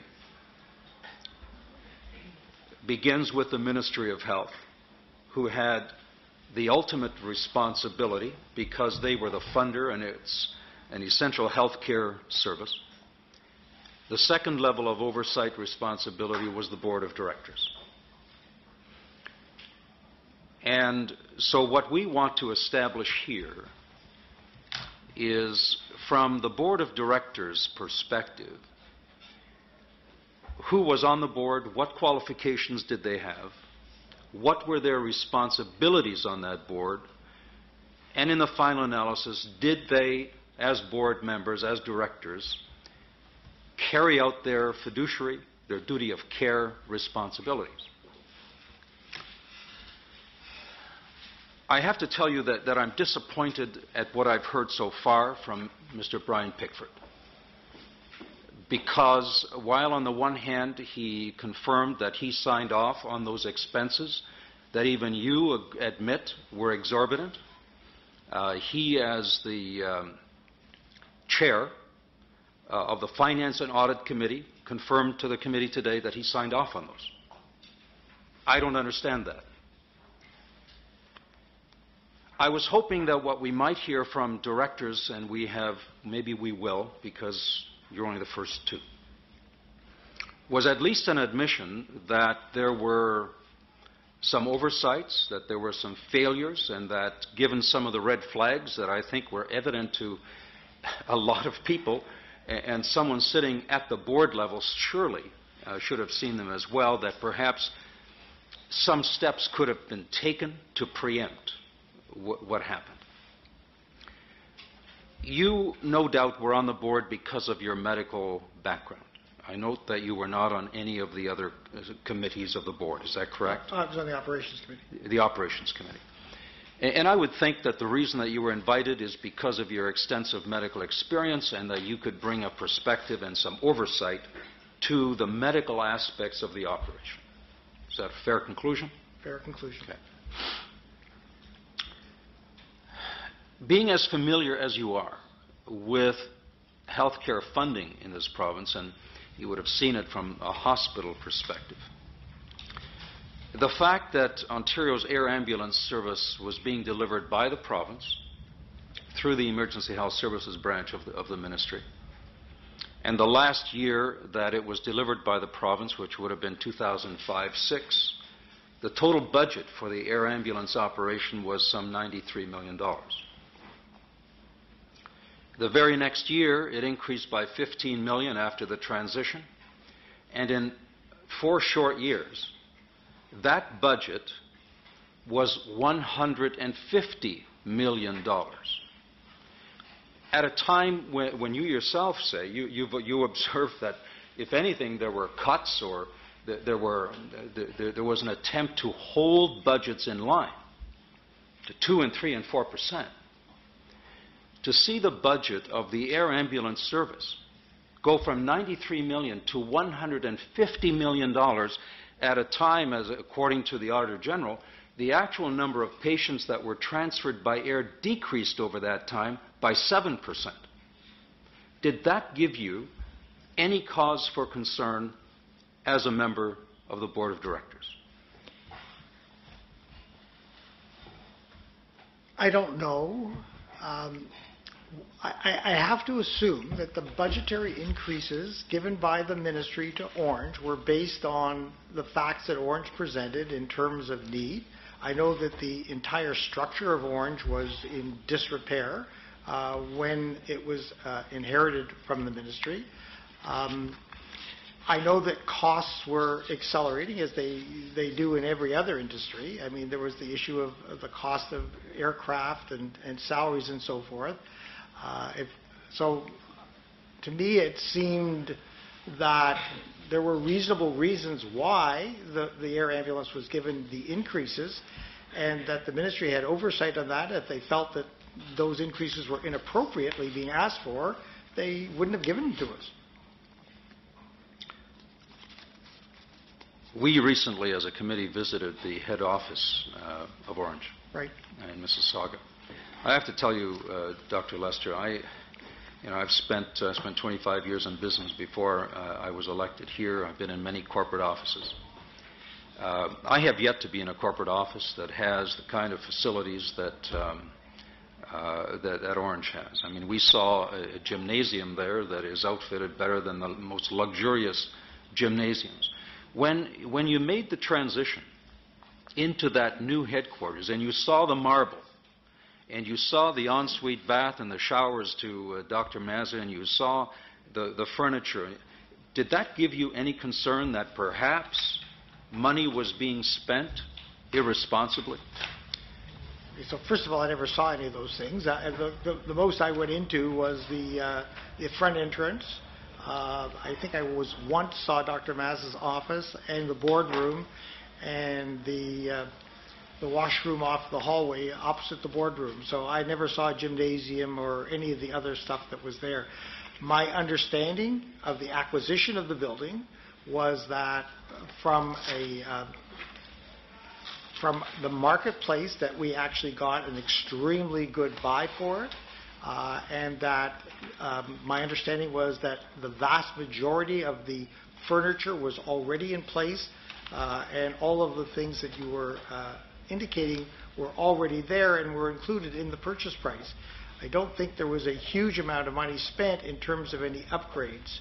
So as a board member, you would have been aware that the building was purchased along with that furniture and whatever else was there for $15 million. It was subsequently refinanced for some $24 million. and the difference went into the for-profit company. You were aware of that as a director. I was, sir. Did that give you any concern? At the time that it was explained to me, it did not give me concern because it was, as I understood, it was an independent evaluation of the worth of the building made by a reputable firm. I think it was Pricewaterhouse, but I'm not entirely sure. And that we were looking, as we've said all along, to try to start up the right side. And this was, as I remember, I think it was a loan to the right side. I believe there was interest being charged, and that eventually it would be repaid. And what we know today, of course, is that bonuses, loans, I think Mr. Pickford testified here that that was actually the source of one of the loans to Chris Mazza. I guess, again, I ask you, as a director, were you aware that part of that money that went into that for-profit company was actually used then to extend benefits to Chris Mazza himself, not to extend the for-profit business development? Were you aware of that as a director? The secondary loans? Yes. I was not aware of that. Okay. You confirmed that the board was repeatedly made aware of problems in the operations. What I would say is that there were, at every meeting of the Operations Committee, there was a report that looked at risks that the organization was facing, examined the mitigated strategies, and looked at how we would then reevaluate the risk based on the mitigating strategies. Yes. We know now, and I don't know what factual information was made available to you, although you did say that you were aware of understaffing. Were you aware that there were numerous calls that Ornge could not respond to because of understaffing of either paramedics or pilots? I knew that there were calls that Ornge could not respond to for a variety of reasons, one of which, or two of which, were understaffing of paramedics and pilots. And were you aware of a specific policy within Ornge to understaff? No, I was not.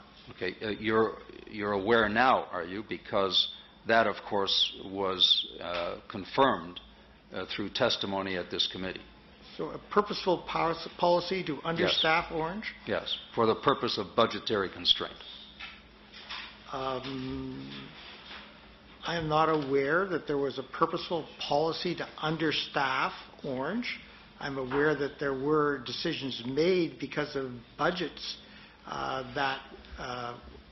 there were decisions made because of budgetary restraints, but I'm not aware of a policy that purposely understaffed. Okay, so decisions were made regarding staffing, regarding base availability, because of budgetary restraints. But at the same time as those decisions were made, money was being transferred into these shell companies for the purpose of developing the so-called for-profit entities. We have examples, companies in Brazil or Miami, and Dr. Mazza was traveling all over the world. And so at the same time that we were cutting back and rationing care here, under the watch of the board, funds were actually used to develop this so-called vision of Dr. Mazza. Did that give you any cause for concern? As a medical doctor, someone who's on the board, obviously I would think to provide some watch over the issue of care. Again, to say what I've said before, I thought the provision of care provided by the Ornge as an air ambulance transport service was quite good. I think that from every aspect that I was aware of, we were providing good service. I think that, as I said, there was an opportunity that the board saw in developing something which would be of benefit eventually to the province. So we sacrifice patient care in the short term for the benefit of some vision that someone had in the long term, is basically what you're saying. Well, you can paraphrase it any way you want. That's not what I'm saying, but I don't think there was a direct sacrifice of patient care to deal with the vision. But well, Dr. Lester, we have as evidence before this committee documents that show clearly that patient care was sacrificed. Patients were turned down because of a lack of proper staffing. Pilots told us and paramedics told us that they couldn't perform CPR in the new helicopters because of a faulty interior that was designed through the oversight of one of the senior executives of Ornge, who, by the way, is still there. If that isn't compromising patient care, we have at least 20 cases that were referred to the coroner's office where a patient died en route for a number of reasons. One, because they were turned down, they couldn't be transported by air, and so the paramedics had to say no. They were transferred by land, the patient died. Now, we may never know whether or not that patient would have lived, if in fact Ornge could have done its job. Here's my point. My point is that I was hoping that perhaps we would hear from you and we would hear from other directors that with the benefit of the knowledge we have today and with the benefit of hindsight, that certain decisions could and should have been taken that would have, beyond the cost, would have at least improved and benefited patient care in this province, perhaps saved some lives in this province, and yes, in the end, saved some money as well. But we're not hearing that. What we're hearing is simply an abdication of that responsibility. And that concerns me. It concerns me a great deal. And I think, this should be a signal. This should be a signal to this government at all levels that if we're going to put in place arm's length delivery of any service, that we have to have in place a strong set of guidelines and requirements and standards for those who would come forward and offer their services up as directors, so that they know that there is a fiduciary responsibility, a duty of care responsibility, and that it's not about someone else's vision. It's about what is in the best interest of the people whose care is in their trust and the taxpayer. We're hoping to build on the experience of Ornge so that we can arrive there. But as long as we have people who were involved making excuses for what went on, we'll not get there. I know that you took on that responsibility with good intentions. My final question to you. In retrospect, is there anything that you would have done or could have done differently that would have prevented what happened at Ornge? well, I would suggest to you that the retrospectoscope is an extremely powerful instrument. Yes. One looks back, I think any of us can look back on our lives and say, given the information that I have now, would I have done something different then? Yes. I cannot change the decisions that the board made. We made those decisions on the best advice with the knowledge that we had at the time.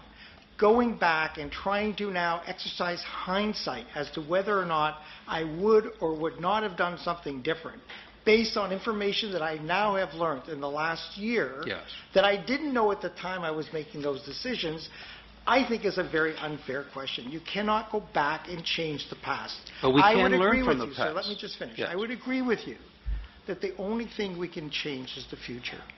And I think your statement in terms of the future and what the government or what you as politicians should be doing in the ministries, I think is quite appropriate. But I cannot go back and examine, based on things that I have learned in the last few months, some of which I don't know even if they're true or not true, to say that I would have behaved in a different way if I had known. I don't know. I can't answer that question. I think it's an unfair question. Well, but it's your question. And I think, whether it's business or whether it's politics, If we can't learn from the past, then we're destined to repeat the same mistakes. And what I'm hearing from you is that you're not even willing to tell us what you might have done differently or could have done differently, and that's disappointing. I'm simply saying, yes, and I agree with you. Hindsight is of great benefit. But if we cannot learn from hindsight, then we're wasting our time. I'm hoping that we can learn from our hindsight, and yes, we've had a number of witnesses here who have said there were some red flags. It should have triggered something. It didn't. If I had to do it over again, here's what we could and should have done. That helps us. To say that it's an unfair question is not helpful. But I thank you, sir. Chair. Thank you. Any response at all? Or? No, I think Mr. Cleese has made his point. I've heard him make that point on several occasions, and I appreciate the comments you've made. And I would just conclude by saying that I felt that I had acted as a member of the board in the best fashion that I could, and that I and the board made decisions, as I said, based on what we thought was right for the citizens of the province. And I certainly hope that the new board institutes and the government institutes whatever policies people think are appropriate to make sure that whatever everybody thought went wrong doesn't occur again. But at the time that we were doing what we were doing, I feel very confident that we were acting in the best interests of Ornge and the province. And so thank you very much for giving me the opportunity to speak here, and hopefully I've been of some help, and if I haven't, I apologize. Thank you for coming before the committee this morning, Dr. Lester, and we are adjourned till this afternoon at 12:30.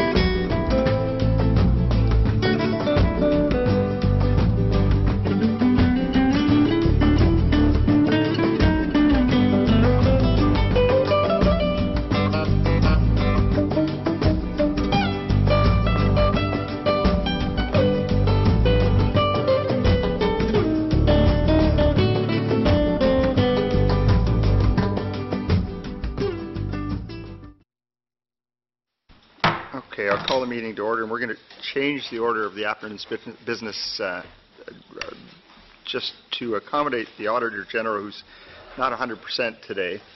This is his last day as serving the Public Accounts Committee, serving the province of Ontario, and we just wanted to thank him for his 10 years of service to the province of Ontario. So, not a great way to wrap up, not feeling great, but we did want to take a bit of time to thank you. So we're going to have 5 minutes for each of the parties to say a few words, and we'll start with the PC party. Mr. Cleese. Thank you, Chair. At the risk of challenging the Chair, I will say that the Auditor is indeed 100% today, as he has been in our books during your tenure here, Auditor. On behalf of the PC caucus, I want to express our appreciation to you for your public service. The job of Auditor General is not an easy one, and you have to balance your responsibility clearly to this legislature for the job that is expected of you. With many times the political winds that blow, and I know that you're often asked to make comment by members of this committee, indirectly mostly, that would perhaps put some wind into a political sail. And to your credit, you have always refused to do that. And I think certainly the public respects very highly the balance that you have brought to your responsibility. The fact is that I think your job really should not be necessary.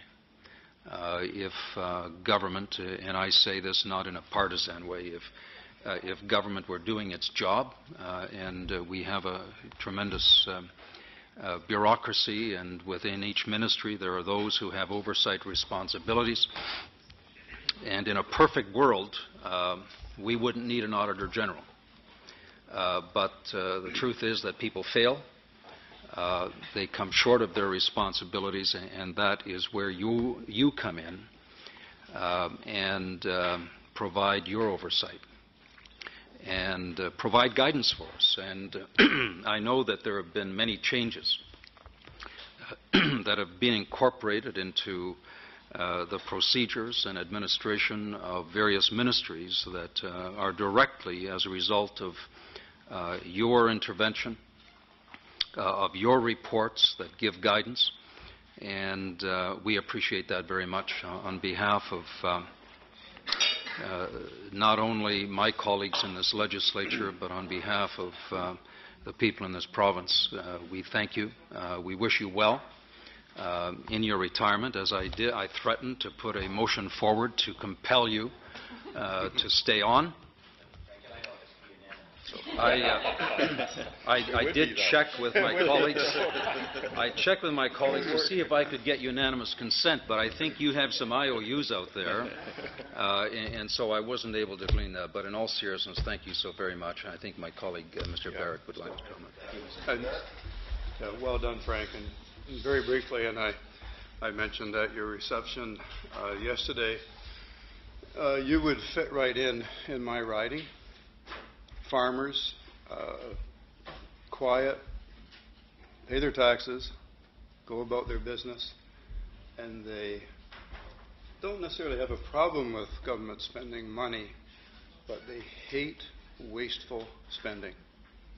And whether they realize it or not many people in my riding would know you or necessarily know of your work, but they would have to appreciate the work that you do and the way you do it, which is has been one of the, in my experience, one of the pleasures of this committee.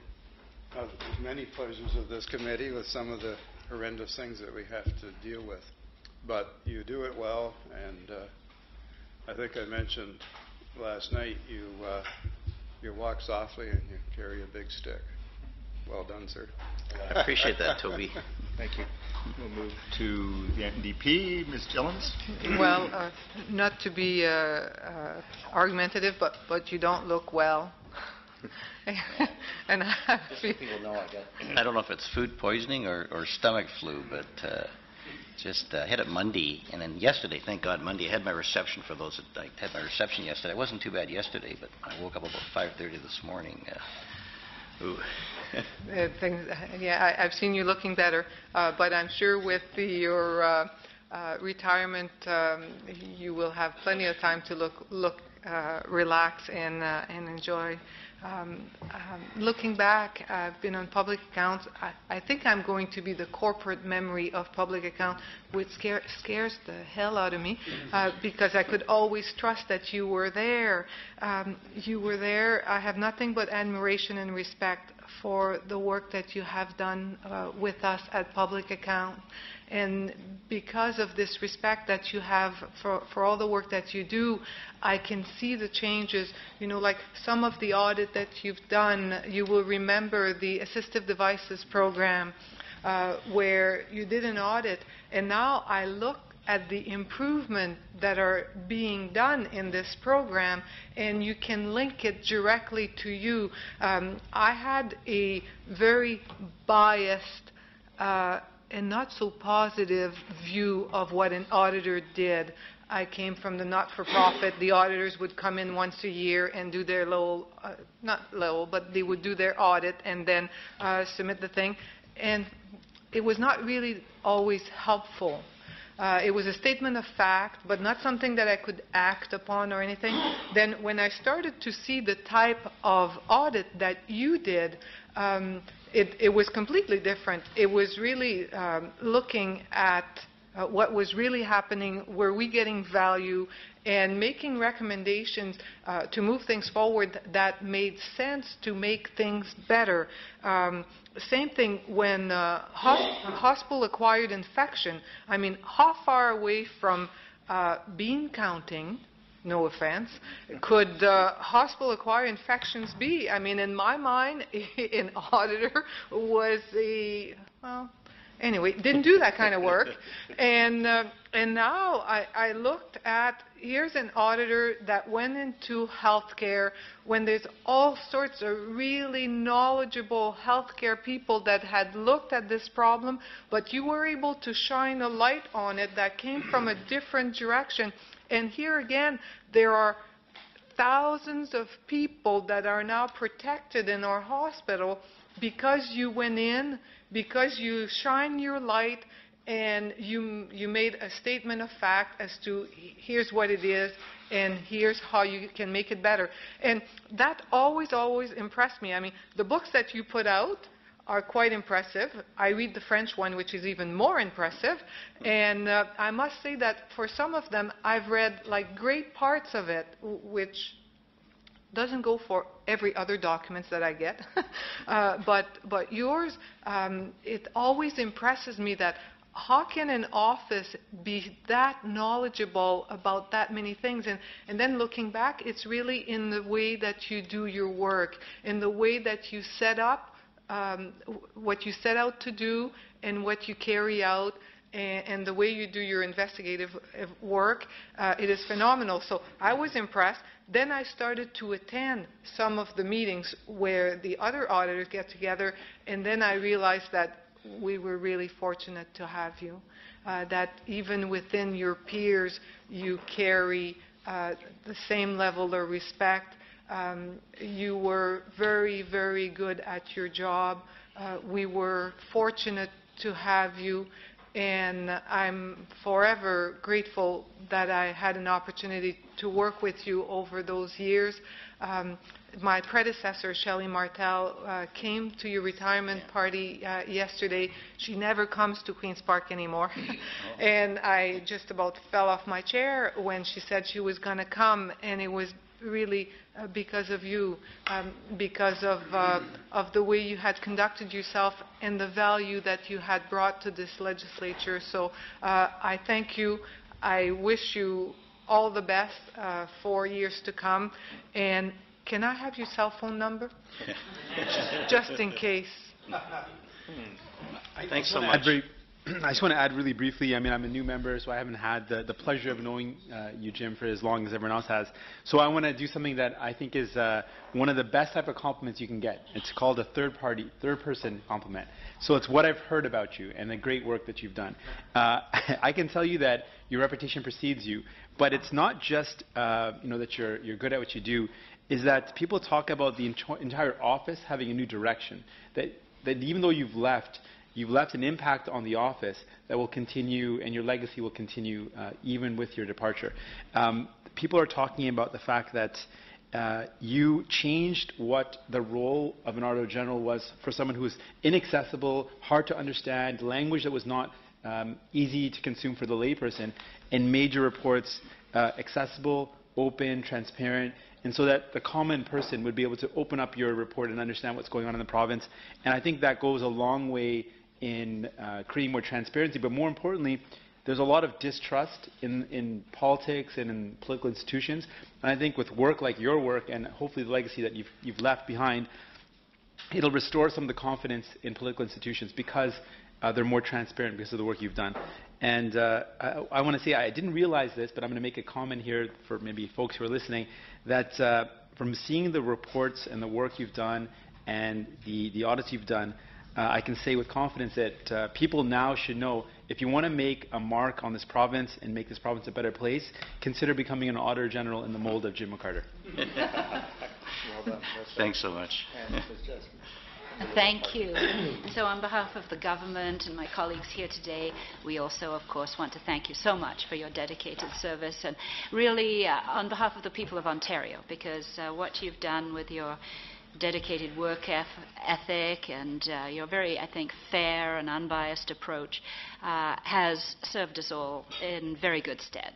My colleague France alluded to some specifics. I know I've only been a permanent member of this committee just for the last several weeks, but I know when I subbed on to this committee, probably in 2007, 2008, early on, you came over and you introduced yourself, and I was so impressed by that, because it's not something that necessarily happens around here very much. There are all sorts of mysterious people that you don't know.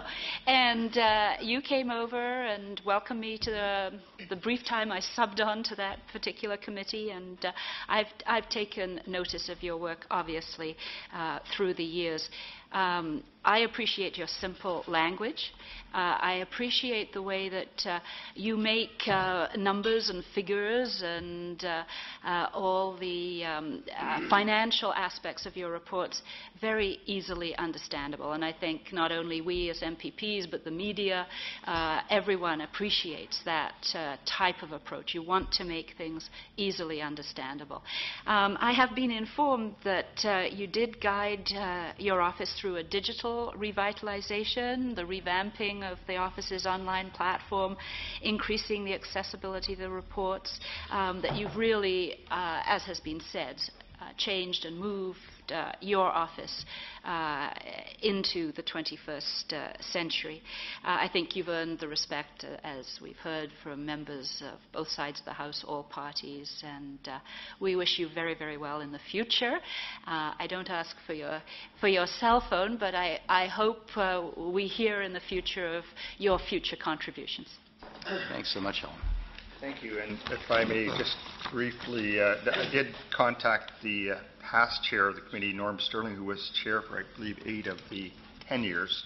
And this was read out at the reception last night, but I did want to get it on the official record. So contacted Norm, and he said, thanks for, I was reminding him about the reception. Thanks for a reminder, but I'm still in Florida.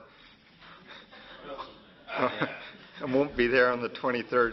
Jim was an outstanding auditor for our province, Auditor General for our province. He was noted for being very balanced in his reports, presenting critical remarks and positive commendation when deserved. His reports were in language that could be understood by accountants and the lay public.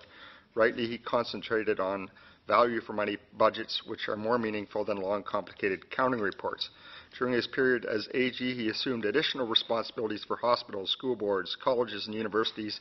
He also was asked by the government to vet government advertising to ensure that it was not being used for political purposes. Not only did his friendly approach help him to get to the root of problems, but helped in gaining excellent staff morale and cooperation from MPPs of all stripes. All members of PAC felt comfortable with Jim, as he was always fair and open with his advice and writing. Members of PAC felt they were part of a team with Jim to constructively improve the Government of Ontario in a non-partisan manner.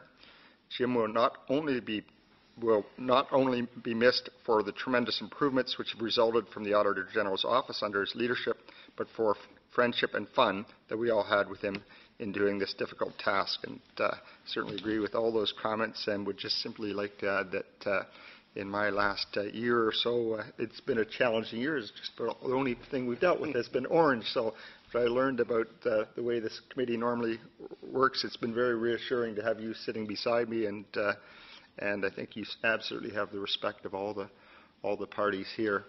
And you know, it's been a real pleasure to get to know you as well. And I hope you enjoy your retirement and whatever you decide to do. And take me up my suggestion that you should get your pilot's license. So hopefully a year from now you'll be flying. And just to let you know that you will be missed absolutely by all of us, and you're going to be, it's going to be hard to replace you, that's for sure. And And, I just don't see how you could have done a better job. So thank you very much from myself. And Will, would you like to add something as we clerk on this one?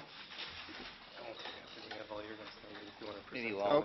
Okay, and we do have a little goodness. presentation for you, just to remind you of this place. Maybe let's say, picture of Oh, look at this. Isn't this great? signed by all members. That's Committee. great. So,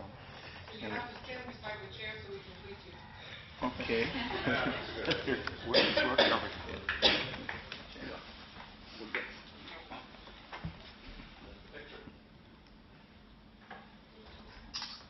Thank you.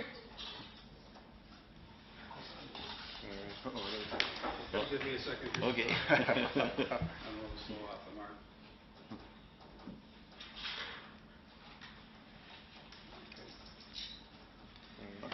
Better, thank you so much. Would you No, like I just- would you like to add something? Maybe I just add a couple of words. I guess, as I said last night, the auditor's not used to getting so many pats in the back, and it's very nice. And, one of the things, I know some of you were there last night, but one of the things I mentioned, I talked about my, sort of the, people ask you, auditor, after 10 years, what are your highlights? If you look back, what would you say are the kind of the highlights? And I talked about 3 of them. But the second one that I talked about is definitely a highlight, is just the benefit and I have to say delight I've had with working with the members on the Public Accounts Committee. As Helena said, there's as well as the permanent members on the committee, there's a lot of people, there's a number of members that come on and they sub in from time to time, and it really has been great working with everybody. And I'd have to say, too, that the office has been very fortunate. I think we do try to be nonpartisan, but I think we've really been respected by the members of the legislature. And the other thing I'd like to say, too, is, there's a lot of compliments. Oh, McCarter, you've done a pretty good job. But I'm sure all of you know you are only as good as the staff that you have. And I've been extremely fortunate in having a very strong staff at the office. 2 of them are here today, the Deputy Auditor, Gary Peel, and Susan Klein, that's been handling the health portfolio for about 9 years. But I've been extremely fortunate having such a motivated staff because, as you might imagine, when somebody sees Office of the Auditor General on the call display when you pick up the phone to phone them, we're not always welcome when we go in, but I'd have to say that, the staff perseveres, and really any credit that the office gets for a job well done really goes to them. So I would like just to have that on record, but I really do appreciate this. And having said that, I think I might hand the ball off to my deputy and head off into the sunset. So thanks very much. Chair, I wasn't included in that list that you had going around. Go ahead. I'm complaining again, but no, I very much enjoyed working with you, Jim, and I think that the approaches that you took really made a difference, as Frost said, and that was important because these aren't on the shelf. I think that you hear the government say every time that we've taken those recommendations of the auditor and certainly included them in the policy as we go forward. But I'll give you the ultimate compliment because of the concise way that you went about everything and the good reports, that you would have made a good engineer as well. That is a compliment. That is a compliment, Phil. Very good. Thank you for that. And I hope you recover soon. Yep. Well, that's great. So when you want to fly. Yeah, that's good. Point I'll give you a serious. ring. Yep, yeah, that's good. And Thanks so much. If you don't mind sending me your contact information when you have to.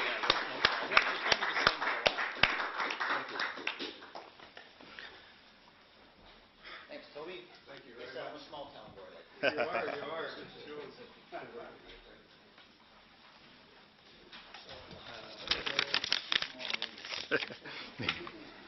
Hope what he has isn't contagious.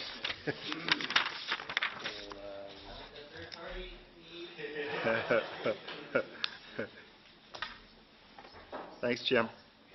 Take care. Let me see. Okay, so we have an hour for each person. Yep. Okay, and if I could now call our first witness of the afternoon, Bethann Colle, to come forward, please.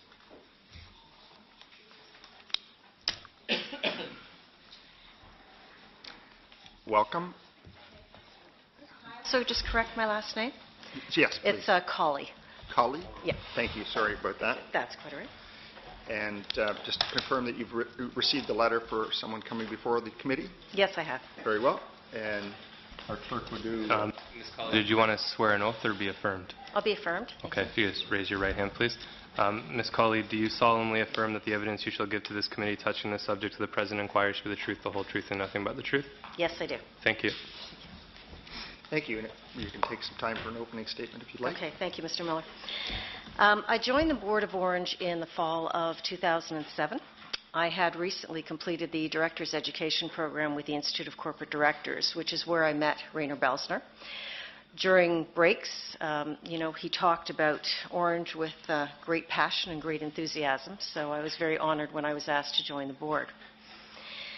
I came to the board with extensive experience in marketing and consulting. I'd worked in an agency that provided outsourced integrated marketing services and had, as many of my clients, I had an airline and had done work with government. And since 2000, for the past 13 years, I've been providing consulting services in the areas of marketing, recruitment, strategic planning.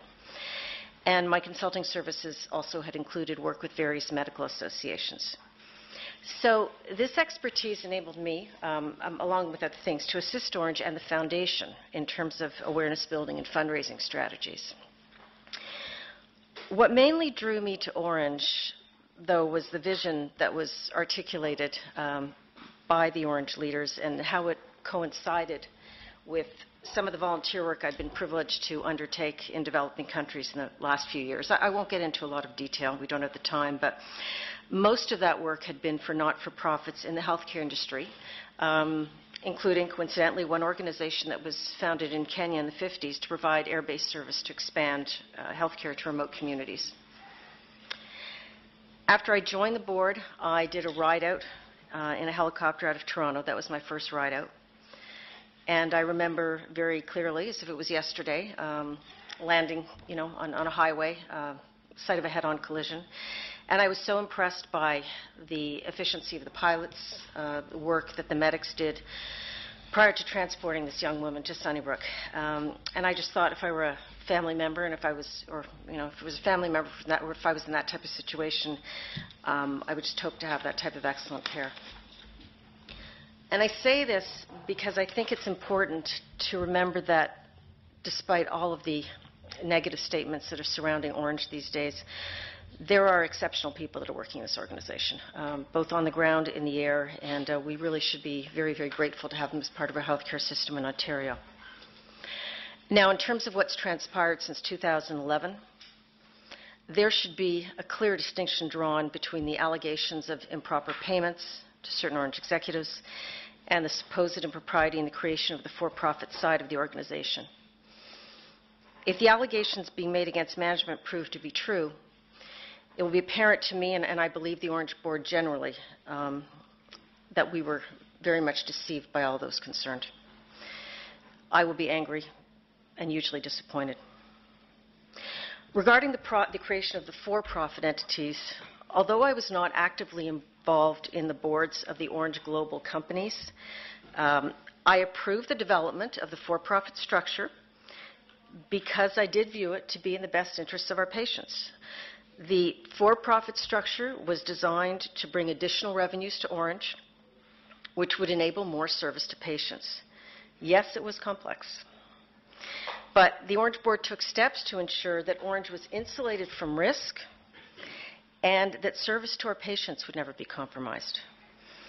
I just think it's truly, truly unfortunate that these separate matters became embroiled and that the issues with management resulted in the downfall of the initiative to expand Ornge's revenue sources and to improve service to Ontarians.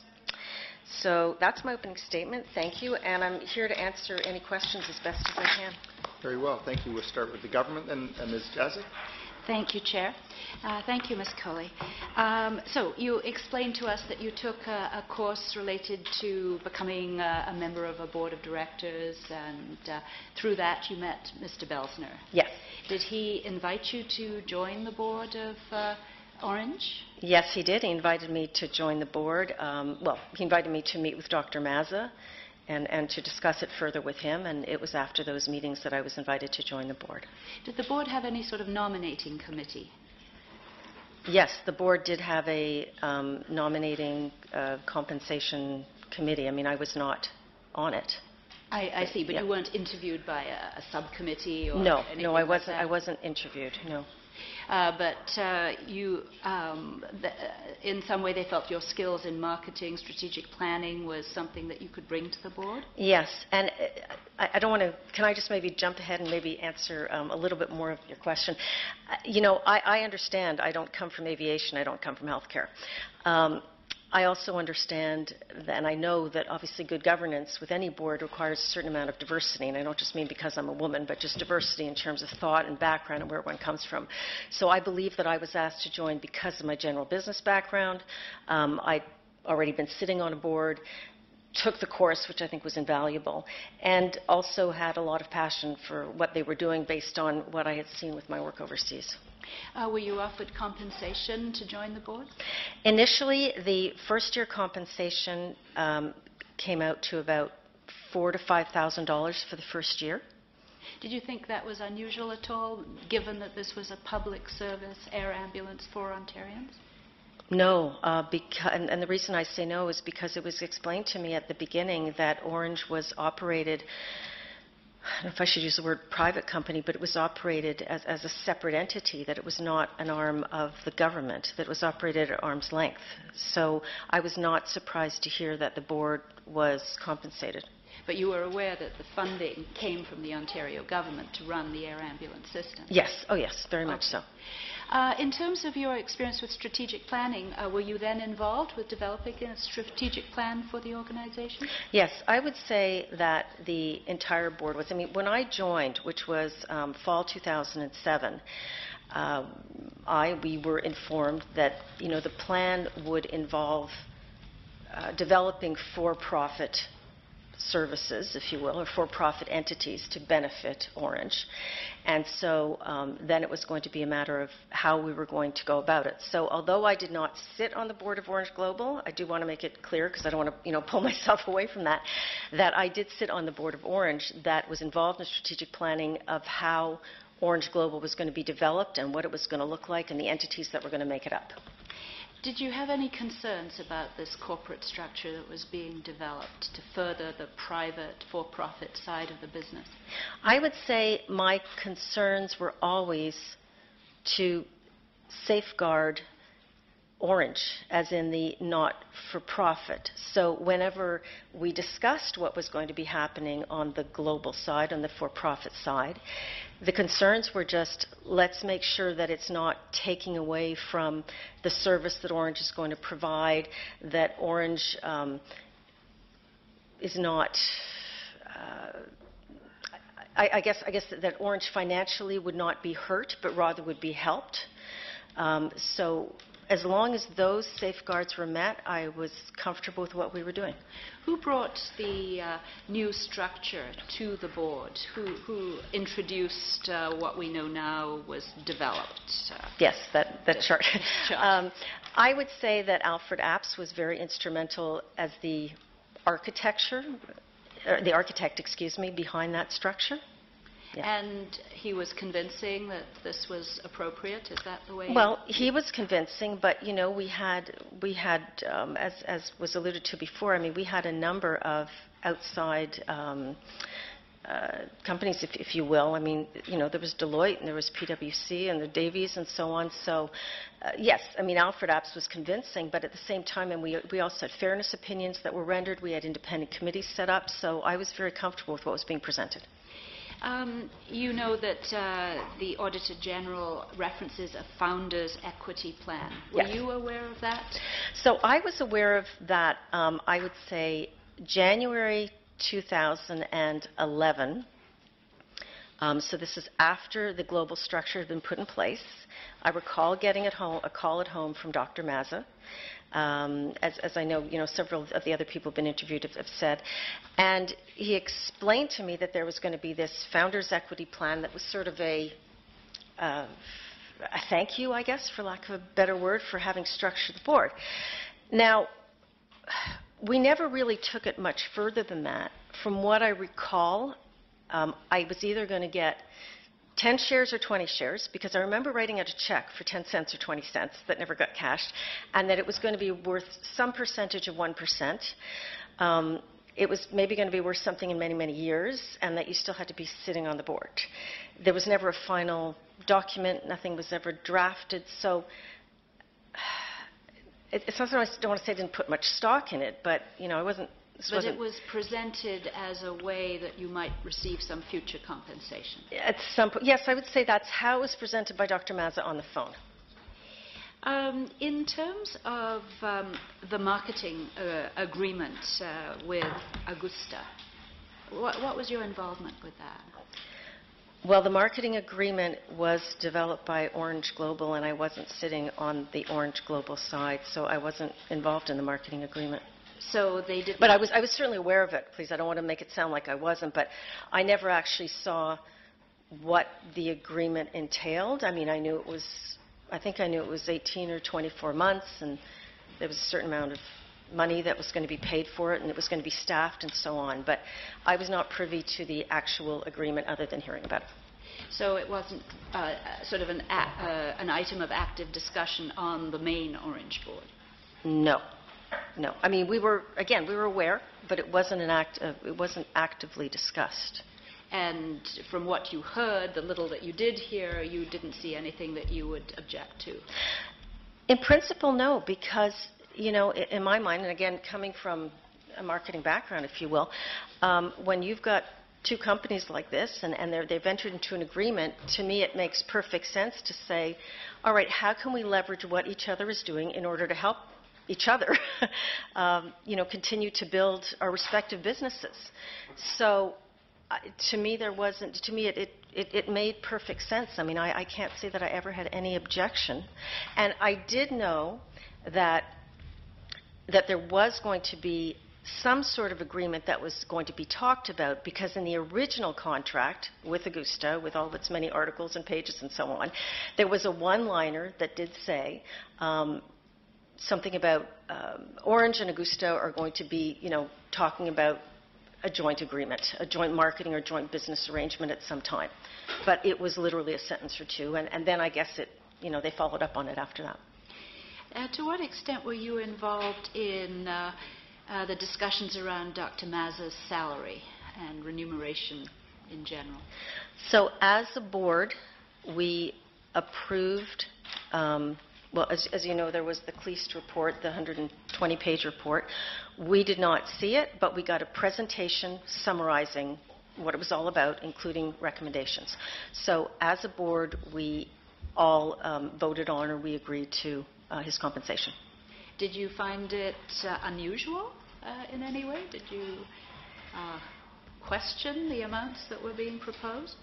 Because it was based on in other words, the report, as I'm sure you know, is based on private industry. The comparables were private industry. And they were based on companies that were in, and I'm not trying to avoid the question, I just want to explain a little bit. They were based on transportation, insurance, medical companies, et cetera. They were all in the, I think it was $100 to $250 million field, something like that. So those were the comparables. And they also presented it as, we're going to keep him, and I can't remember the percentile, but it was something like within the 50th percentile. So when all of that was presented, and given where we were going with Ornge, to me, it made sense. So I can't say that I had any objection to it. So you didn't think of asking for some public sector comparables, knowing that, in fact, the funder of Ornge was the Ontario government? It was presented to me. I did not brief Kleist, or if you will, I'm assuming that our compensation committee did, but when it came to us, that it was just private sector. Were you aware of the amount of time Dr. Mazza spent on the private side as compared to the public side, percentage-wise? No, I was not aware percentage-wise. And you didn't ask that question, how much is public? I did not. And I suppose I always viewed, because obviously he was spending more and more time, or doing more and more work on the for-profit side. And again, the way that I viewed it was, what we're doing on the for-profit side is to benefit Ornge in the long run. And I also understood that when the for-profit side was established, which was January 1st, 2011, officially, if you will, that then if he was spending a lot of time there, then that's where his compensation was going to be paid out of. It didn't concern you that perhaps his attention had deviated from the core business of the organization? I guess I didn't feel that it had deviated that much because he had such a strong management team in place. With Tom Lepine as CEO, I felt very comfortable. We had, regular meetings, the operations meetings and so on, and so no, I didn't feel that it was detracting from it. I do understand what you're asking because one can only be split in so many pieces, but I just felt that he had a really good management team in place. What sort of figures were you given on the potential rate of return from these for-profit entities? So we were told that 3% of gross revenue, or roughly 15% of net revenue, was going to be flowing back to Ornge. And I asked the question, and I'm sure it's in the minutes somewhere, because I specifically asked, why 3%? Should it be 2? Should it be 5? I wasn't, and I was assured by a number of people in the room who had more financial experience than I did that this was a strong rate of return for Ornge, and so I relied on that expertise. So what was going to happen to the other 97%? Well, in order to create the for-profit entities, you had to have private investors. So these people were investing, and they were looking to make a profit. So I see. So you did question the percentage that would come back into the not-for-profit air yes. ambulance piece, and you heard it was 3%, and you felt that was, yes. you were told it was reasonable. 3% of what? What was the expected revenue? I don't recall the expected revenue, but the number that I definitely do recall is that the target was to build it up to $200 million by a certain year. It might have been within 10 years, and then therefore, out of that $200 million invested at, again, excuse me, my memory's not that great on this, but let's say roughly 4%, that would come back, and that would help close the service gap, and that we'd be able to service another 2,600 patients a year. So that was basically where this was coming from. In terms of the actual operations as a board member, you presumably received reports as to the staffing at the various bases, the availability of paramedics, and so on. You've alluded to this 2,600 extra patients. Were you also aware that, in fact, the number of patients served was pretty much a flat line? Absolutely not. The report that the board received, and this I am very clear on in my memory, is that at one point, I can remember hearing that, say, since 2006, roughly, the number of patients that we had served had increased roughly by about 15%, and that we were serving 21,000 patients, and that the number of calls that were not serviced had decreased, in a good way, by 19%. So when I read in the AG's report and so on that we were servicing the same or fewer patients, that was a big surprise. Okay. To what extent were you involved or heard about the shift to purchasing the fleet as opposed to contracting out, the decision to purchase? We were quite involved because if I recall that those discussions came in around 2008. Would you like me to tell you what I heard about it? I'd like to hear what you knew about it. Okay. All right. So about 80% of sorry, no, I shouldn't say that, excuse me. All of the helicopters, planes, et cetera, we were using were from third-party contractors. So, and I think that helicopters were probably the bigger issue. And in terms of the helicopters, we were seeing some very strong, high increases in fees, in rates from our service providers. I saw numbers 30%, 40% in any given year. And that therefore it was going to, so that was one issue, was the increase. The other was the fact that the helicopters were old. We were dealing with, 30-year-old equipment. But, so I don't want to get away from your question, but I think what it came down to was the discussion centered around the fact that it was going to be far more from a safety point of view, from a costing point of view, we should definitely internalize the rotor and the fixed wing aircraft, and that we should own it and not be leasing it out.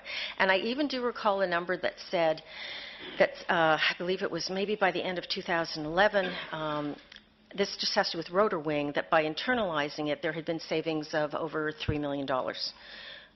Now, were you aware that 2 of the helicopters were not dedicated for patient transportation? No, I don't think so. Apparently that's the case. Oh, I'm sorry. I was back on the Sikorskys. Thank you for the clarification. Yes. So we purchased 10 Augustas with the option to purchase 2 more, and we did end up purchasing 12.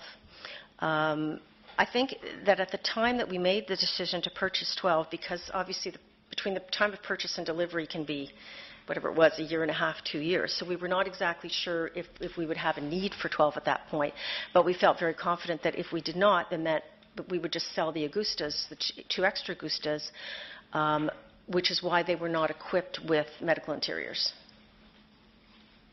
I see. Were you aware of Dr. Mazza's expenses, the ski trips, the food, beverage bills? No, not at all. You never saw that in front of the board as a whole? No, not at all. The first that I heard was probably through the media.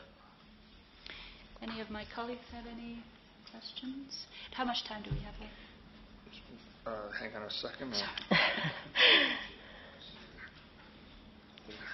Must run out by 3 minutes.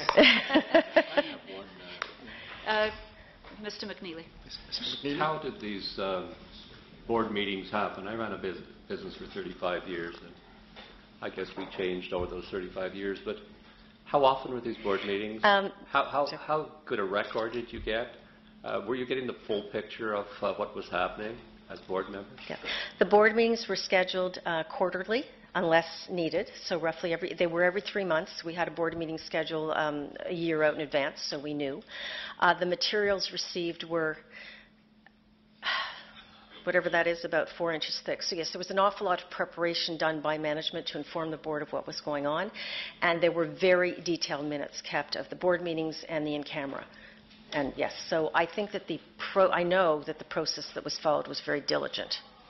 Did you feel confident you knew what was happening within the organization?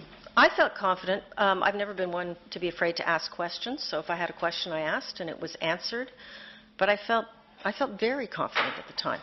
You didn't get the expenses as you moved.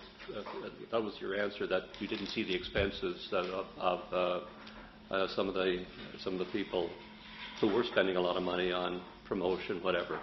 That would normally be shown to the board members as you move forward. The expenses, that's a huge part of a director, I think, of the type of firm that I ran.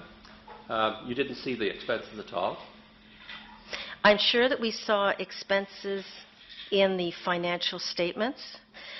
I know that we did.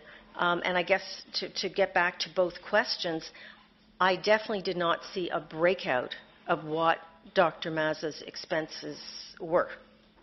But yes, I mean, in any financial statement, there would be expenses, and they would be broken out by legal and whatever else it's going to be. But no, I had no idea what kind of money was being spent by Dr. Mazza. Was there protocol of what had to be shown in the quarterly meetings? I would say, as far as finance, it would be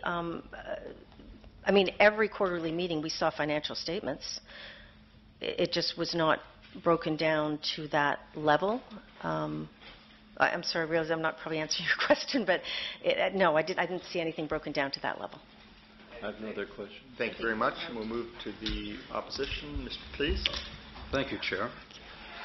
Just for clarification, I see you have counsel with you, I believe, who has not been identified to the committee at this point. I wonder if we could have your name and the firm that you're with. Lincoln Kaylor, C-A-Y-L-O-R, Bennett Jones. Same counsel that was here for the former directors, all of the former directors that have appeared. So you're counsel to all of the directors? All of the former directors that are appearing before this committee, yes. Okay. Can I ask who's paying your fee? The directors are responsible for my fees, and the Ornge will be indemnifying them for the fees. Okay. And I'm assuming that there's been a briefing with council of all of the directors prior to this hearing? Yes, we met with council. Yeah. Okay. And what would the purpose of that briefing be? Other than, I'll answer it this way, and prepare for these hearings would be the extent of it, and to the extent you want to get further into the briefings, I'd ask the chair to consider the privilege with respect to that. My clients would assert that. Okay, well, we're here to, and we've had extensive discussion about privilege at this committee. We really are interested in ensuring that we're getting to the facts of the case. And so the reason I say that is that we're now to the third director, and it's very obvious that presentations are very well organized. I'll take that as a compliment. Yes. To your credit, I hope, obviously, they're getting their money's worth. It seems that the nomination committee for Ornge for directors is Mr. Belzner. And that's rare in itself. I mean, typically, as directors, especially independent directors, are appointed, there would be, if it's done properly, a process of interview to ensure that the appropriate skills are there, and that a chair doesn't have control over the rest of the directors, which is why they're referred to as independents. Would you agree that that is the typical way of having directors appointed to a board? Yes, I would agree that that would be a way that it would be done. Did you ever question as to why you would not have been interviewed for your role as a director? Well, I believe when you say interviewed, I was interviewed by Mr. Belzner, and I was interviewed by Dr. Mazza. Those were the two interviews. That's what happened. I mean, you're experienced. You took a director's course. I would think that part of that would have been some education about how directors are appointed, and the importance of the perception, at least, that there isn't a collusion of sorts between the chair and the CEO. After all, the role of the director is to hold the CEO accountable, not to be blessed by the CEO. Would you agree?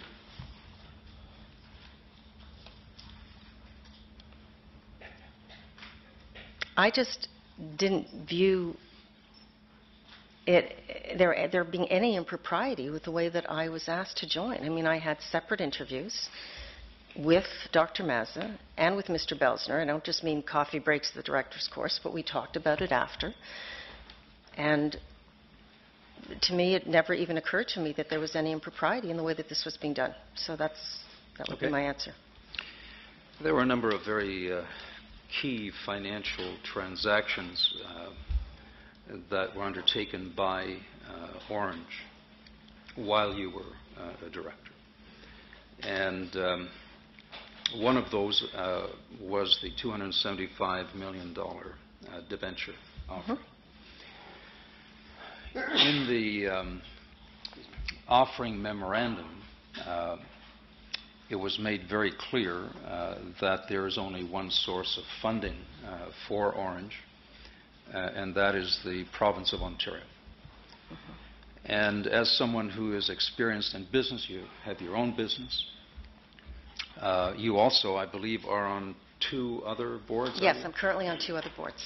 And could you tell us about those companies? Yes, of course. One is called Urbana, yes, which is an investment fund, which is part of Caldwell Securities, and it's based in Toronto. And the other one is called Polar Rayomax Windows, and it is a window and door manufacturer based out of Winnipeg, and it is owned by a private equity firm called Riverside out of the U.S. So those are the two boards I'm currently on. So you're not a stranger to financials? And No, I'm not a financial person. I will be very, upfront about that. Sure. But I've done lots of budgets, and I understand balance sheets, yes.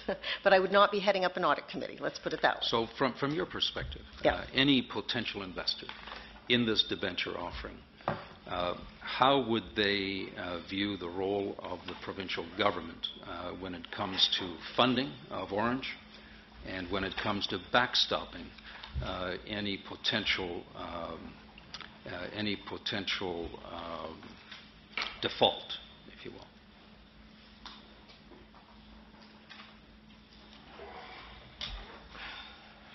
Sorry, can you repeat the question? Sure.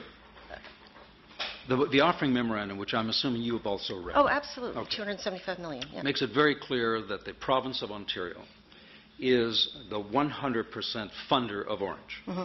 And it also makes it clear in numerous places that should Ornge default, then it's the province of Ontario that would assume responsibility for paying the liabilities or assuming the capital assets and coming good for what is outstanding. Would you agree with that?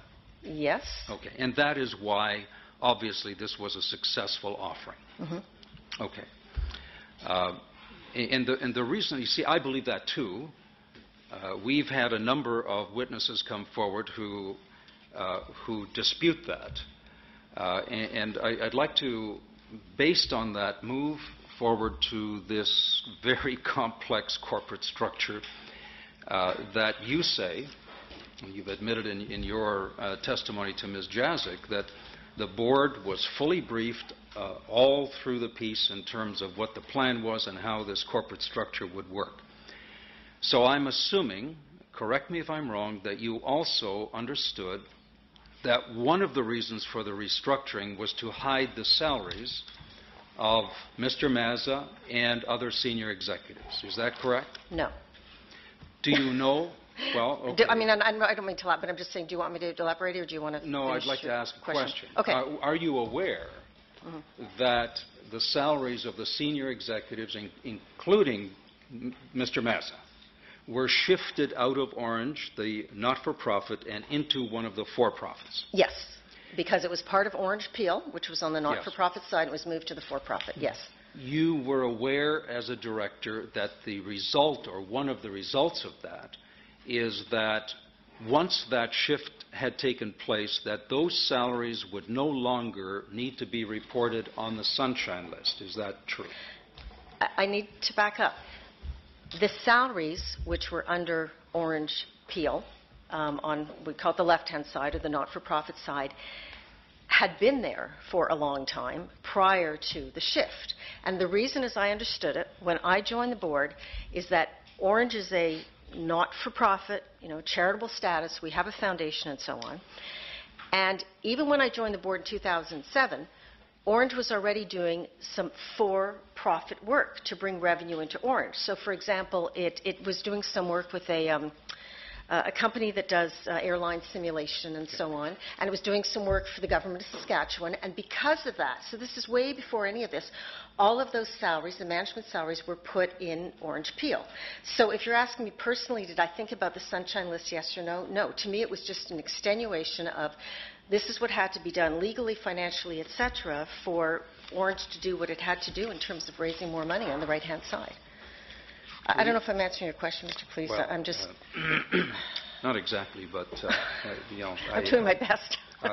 I'm just surprised that you wouldn't have been aware, because there's documentation that was presented to this committee about legal opinions, about disclosing the salaries and so on and so forth. So obviously that was an issue.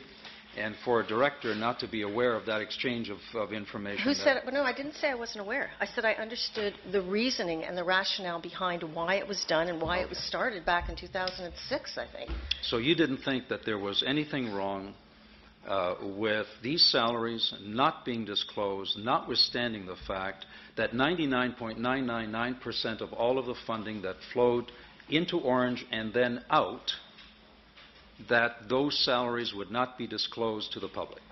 I did not have a concern with it because I viewed those salaries as being on the for-profit side, and it still comes back to the reason behind this. And I still always had Ornge not-for-profit in our best interests, I thought. But the reason behind it was because to do this complex structure, that those are where the salaries had to reside. Okay. So I didn't have a concern with it. I'd like to move to another issue. And okay. You were obviously aware of the fact that part of the money from that $275 million offering was used to purchase the head office of Ornge. Yes. And you would also have been aware that that office was purchased for $15 million, correct? Absolutely. And you would also be aware that the valuation then, subsequent, was how many millions more? It was 26 or 28. Right. And then you would have been aware that it was $9 million, actually, over and above. I read that. I believe that was in the AG's report. That's right. Yes. And that money then was used it was siphoned essentially into the for-profit entity. Mm-hmm. And what was going to happen with that money?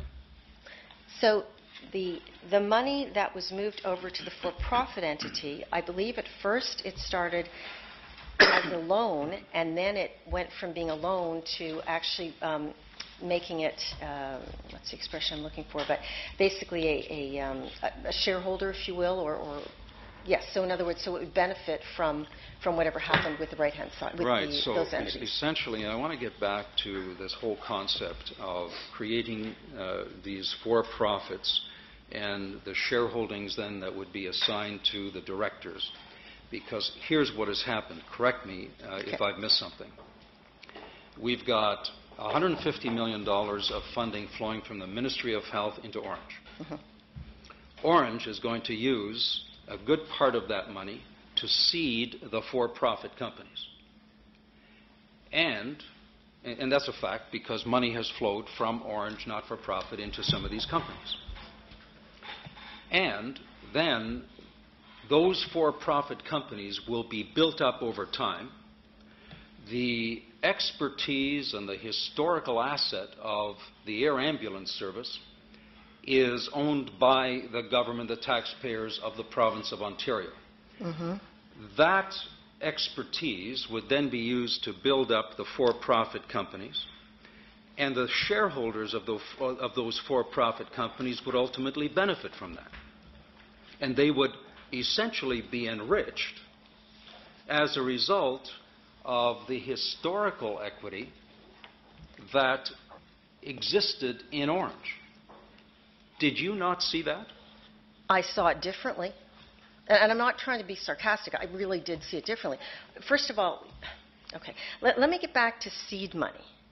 Because we talked about the fact that, sorry, we haven't talked about the fact yet, but Augusta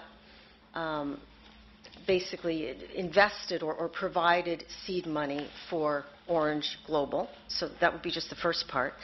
But the other part is that, yes, those people who invested, whoever, the 20 or 30, whatever equity partners were going to be, don't really know who they are. As I said, I wasn't on the global side, but they probably started talking with some of them. We're going to hopefully do well. But the reason was, or the way I saw the benefit to Ornge is we were licensing all of our skills and our expertise. There was a master license agreement to get money flowing back into Ornge to help service 2,600 patients or more. But essentially, you were licensing the historic air ambulance service that was the property of the people of Ontario. Your offering here, the offering memorandum, on the strength of which you raised $275 million, refers to the historic expertise of the air ambulance service. Ornge wasn't even part of that history. The history that you're trading on is the history of the Ontario Air Ambulance Service that had nothing to do with MAZA, had nothing to do with the board of directors that was imposed on Ornge. It had nothing to do at all with that. So essentially what has happened is that this wonderful scheme has taken a 20-year track record of the Ontario Air Ambulance Service, is marketing out there as something that was supposedly conceived by MAZA and company, and is leveraging that into a $275 million funding mechanism. And then from that, it goes into Ornge Global, it goes into buying helicopters, buying fixed-wing aircraft. And essentially what we've got is a house of cards here. Because in the end, the playthings of Mr. Mazza, when they fall apart, guess who's holding the account?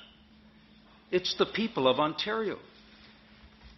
This year, I understand, Ornge is obligated to pay more than $3 million back to the debenture holders.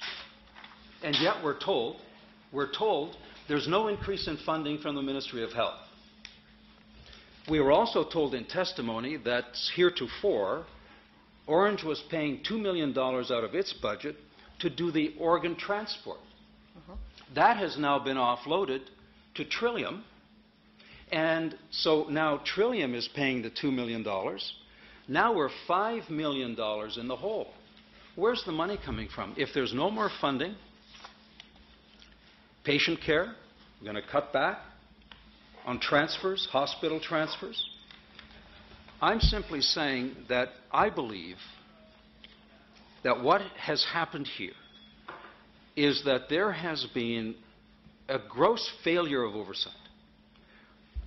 I understand that Mazza was very effective at casting his vision, but I also see that there was a gross failure on the part of the people who were in a position of oversight to ensure that what this was all about, which was delivering an essential air ambulance service, that was the priority.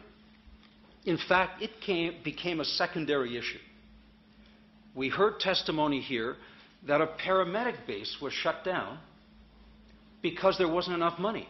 But in the same breath, there were all kinds of activities going on around the globe of Mazza peddling his vision. And a board of directors didn't see that. I find that incredibly bizarre. It's not just you as a board. I think the Ministry of Health assumes its responsibility. There were failures on both levels. I'd like to ask you, Chair, how much time? 2 minutes. I just want to ask you this. The loans that were made to Mazza, 500 million, 450, 500,000, 450,000, 250, $1.2 million in loan. Did that, I know you signed off on it, and I know Mr. Pickford testified this morning that he signed off on it. Did you not have any concern that a CEO of a corporation that has the responsibility to put the financial structure together to deliver an essential service was essentially bankrupt? Mr. Cleese, I'd like to respond to that. And again, I don't want to distance myself from the Ornge Global side, but I need to make it very clear that the only loan that I was aware of was the first loan of $450,000, which was made to Dr. Mazza. It was at, Canada Revenue interest rates. It had a 5-year term. It had some form of security. I'm sorry, I don't remember exactly what the security was. But I was not aware of the other two loans until probably January 2012, and it's only because I was not on the global board. So I'm not trying to distance myself. I'm just saying that I wasn't aware of them, and therefore I wasn't aware of what the background or the rationale was for them. I'm sorry. My last question, if I might. A quick last question, please. In hindsight, knowing that apart from the financial implications, there was a serious undermining of patient care. We have the evidence in Auditor General's report and reports made to Cabinet. Do you have any regrets as a director, and as you look back and see some of the red flags that were there, do you have any remorse over the fact that patients actually died? Oh. You know what, Mr. Cleese, I have a difficult time with that question, and it's not because I'm a cold-hearted individual, not by any means. But patients that are, you know this, patients that are being transported by air are in very, very critical condition. And to say that patients died, I don't know, I don't think there's been a coroner's report, correct me if I'm wrong, but to start saying that patients died because of, any form of neglect by Ornge, I just can't even answer that question. If you were to ask me in terms of regret, and I know I'm running out of time here, it would be that, of course, I wish that I knew what management was doing or not doing, because if that had been the case, I would have been the first one to say that we should be firing the CEO. To the NDP, Ms. Gillens.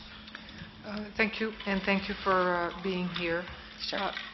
My first question is, you've seen some of your colleagues on the board.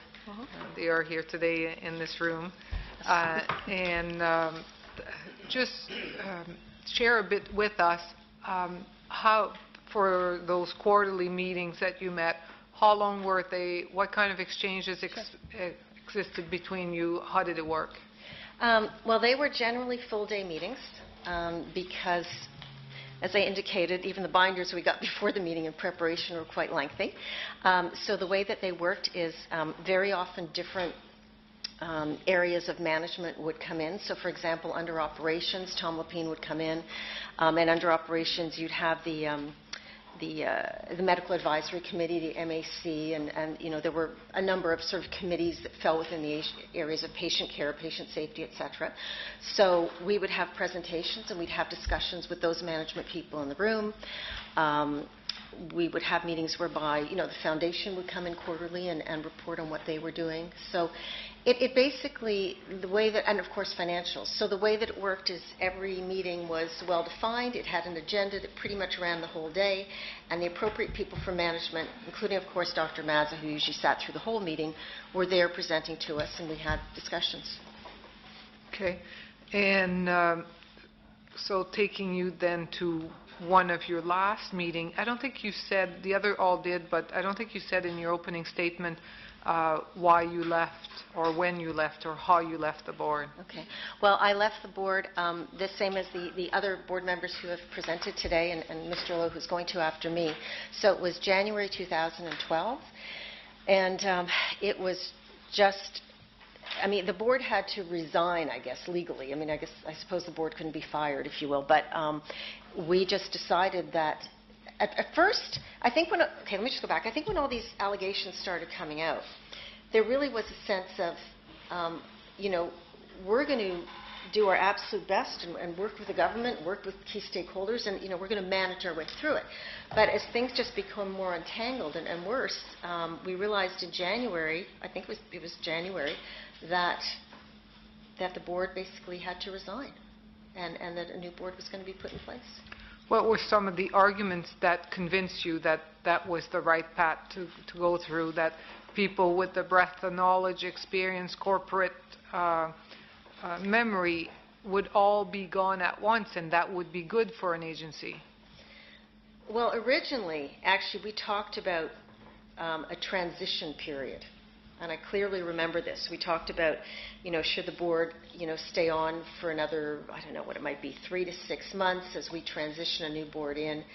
But I think that we all knew that there was such a, that's the expression I'm looking for, but everything surrounding Ornge had just become so negative that as much as we want, and I know each one of us probably really did want to stay on the board, that it was time to do what was best for Ornge and not necessarily what was going to be best for ourselves individually or whatever, and the best thing was to start new and start afresh, which would also include a new CEO. Did the ministry ever ask you to consider resigning? I didn't have a discussion directly with the ministry. I assume that Mr. Belsner probably did more than I did. So I don't know if the request was made directly or if it was, if we were asked or asked to consider it. I wasn't part of that discussion.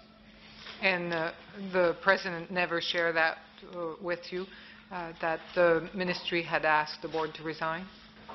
As in Dr. Mazza, no. And I... No, I meant Mr. Belsner. Oh, I'm sorry. I would say that the board, I don't want to put words in his mouth. My recollection is that the board was encouraged to resign. And I think that would be the best way to put it. By who? By the ministry. Okay. That's my recollection. Okay. So you were on the board for a number of years. You knew that it was a not-for-profit agency, that it was getting its money to offer air ambulance through the Ministry of Health. How much oversight do you figure the Ministry of Health had over your agency? Well, from a board perspective, I don't know how much interaction there was. I personally never met anybody from the ministry. I do know, though, that there was so first of all, there's a performance agreement in place, and I recall from the performance agreement that certain things had to be reported every 30 days, some every 60, some every 120. So, and I was always, I was also under the impression that various of our senior management people were in conversations with people at the ministry depending on what was involved, but I myself was not. Okay. That's a question I've asked your colleagues, but I'll ask you also. Sure. Had the ministry come and, so we'll back up a bit, you're aware that Ornge was planning a significant change to its corporate structure, that an 11-page letter was written to explain the new direction with the new corporate structure and the new venture addressed to the Ministry of Health and CC to 16 other people. Yes. You're aware of this letter? Yes. You're also aware that Mr. Belsner and the legal counsel, Mr. Apps, came to the ministry, to the government, and basically explain what was in that briefing letter. Okay. And what's your recollection of those effort on the part of Ornge to bring the ministry up to date as to your new direction? Okay. Well, my recollection, as you stated, was there was the letter from January 2011 where everybody was copied. I know that then they went to the ministry, and I believe that they met with the Deputy Minister of Health, if I'm not mistaken, as well as a number of other people, because there were 3 different ministries, I think, that were involved or at least copied on the letter. And then I was told that it was presented, things went very well, and no one had any objections. And yeah, that's what came back to the board, and it was I don't want to say blessed because I don't want to use their words, but that everything was fine to go. Everything was fine to go. So if they had come back and said the ministry has serious worries about our corporate structure, doesn't support the vision that we're putting forward, what would have happened then? I know that the board would have said, okay, let's stop and let's talk about what your concerns are, because in the end, our key stakeholder is still the ministry. So yes, I fully believe that we would have had further discussions, that it wouldn't have just been, oh, well, too bad, we're going ahead anyway. I don't think that would have happened at all. Just to clarify, when you received those, when you knew the letter went out and the ministry was apprised of what was going on, and you didn't want to use the word blessings, but did you receive any letters, any other correspondence, a phone call or email from the ministry saying that they had any concerns about the plans? You know, Mr. Singh, I'm not aware of any, and I am not aware of the board receiving any. So that would be my fair answer. And I'm not aware of any, you know, I don't know if there were any follow-up phone calls from the ministry even just to ask a question. I just don't know. Okay. Yeah. Can you foresee a scenario where the ministry actually had serious concern that would not have been brought to your board? No. I mean, with all the people that was presented to and they were involved, I'm sure if somebody had a concern that it would have come to the board. And it was a very, I mean, you've all seen the letter, it was very detailed, extremely, with all the charts and so on that were attached. So it wasn't like it was a 2-page, you know, memorandum. I mean, there was a lot there to read and absorb and understand, and anybody who read it, I think if they would have had any concerns, it would have surfaced. That would be my impression. I would say it was a significant transformation of the agency and taking on a new path. Yeah. I agree. I had the pleasure of reading the letter many times. I'll go back a bit as to So here you are on the board of director of a not-for-profit corporation providing air ambulance services to the people of Ontario. You know that the Ministry of Health funds those services so that people like me who live in Northern Ontario are not left to our own and can rely on air transportation when we need to. The part that really doesn't sit well with me is this is money that comes from the government. Not-for-profit agencies are allowed to make money. You've been in a not-for-profit long enough. Lots of not-for-profit agencies sell things, rent things, do anything they can to bring in more money. So how come this scenario was never brought forward? Like, why couldn't Ornge do the subcontract to Saskatchewan with the existing not-for-profit? Why couldn't you do the training and just bring the profits right back into the not-for-profit Ornge? Yeah. No, it's an excellent question, if I may say that. We didn't, the scalability wasn't there. So if I use an example of the foundation, for example, which, you know, was great. I mean, it brought in, I believe it was around $4 million, maybe $5 million over the few years that it was running, and that's terrific. And then there was some of the work, you know, Saskatchewan and so on, that was done. But in order to really bring in, I mean, we're not a hospital, right? We're not Sick Kids, which is just does a fabulous job and brings in probably hundreds of millions of dollars a year. So. And I don't think we were going to get to that point, or it was going to take a very long time. So aside from the foundation, how do you create something? How do you create the scale to bring in enough money to hopefully save, if you will, or be able to work with 2,600 patients? And that's really where this came from my perspective, is we've got to build something big in order to get in the kind of money that we need. Otherwise, if not, we could have just kept with the foundation, which did a great job, and you know, that was like purchasing medical equipment and so on. But that again may have been, you know, a few $1 million a year, and we were looking to do more. What kind of scales are you talking about? A few $1 million a year? Oh no, it's quite a bit. I'm not saying it's not, but at least with what was created on the for-profit, is we were trying to scale it so that we'd be able to service at least an additional 2,600 patients a year. Because so we how knew much money are we talking about? So it would be, we were trying to reach, over the period of many years, we were going to try to reach this fund of $200 million, but not eat into the fund, then use that and basically invest and, let's say, make 4 or 5%. So that's what got us to the 2,600 patients. Okay. Yeah. Sorry. Just wanted to ask you if you could respond to this, or if you have any comments with respect to this. Some folks have testified or given their deputations here and have said that one of the concerns that they saw when they looked back in hindsight about Ornge is that the decision to go down a different model meant that there was a shift away from patient care and towards expansion.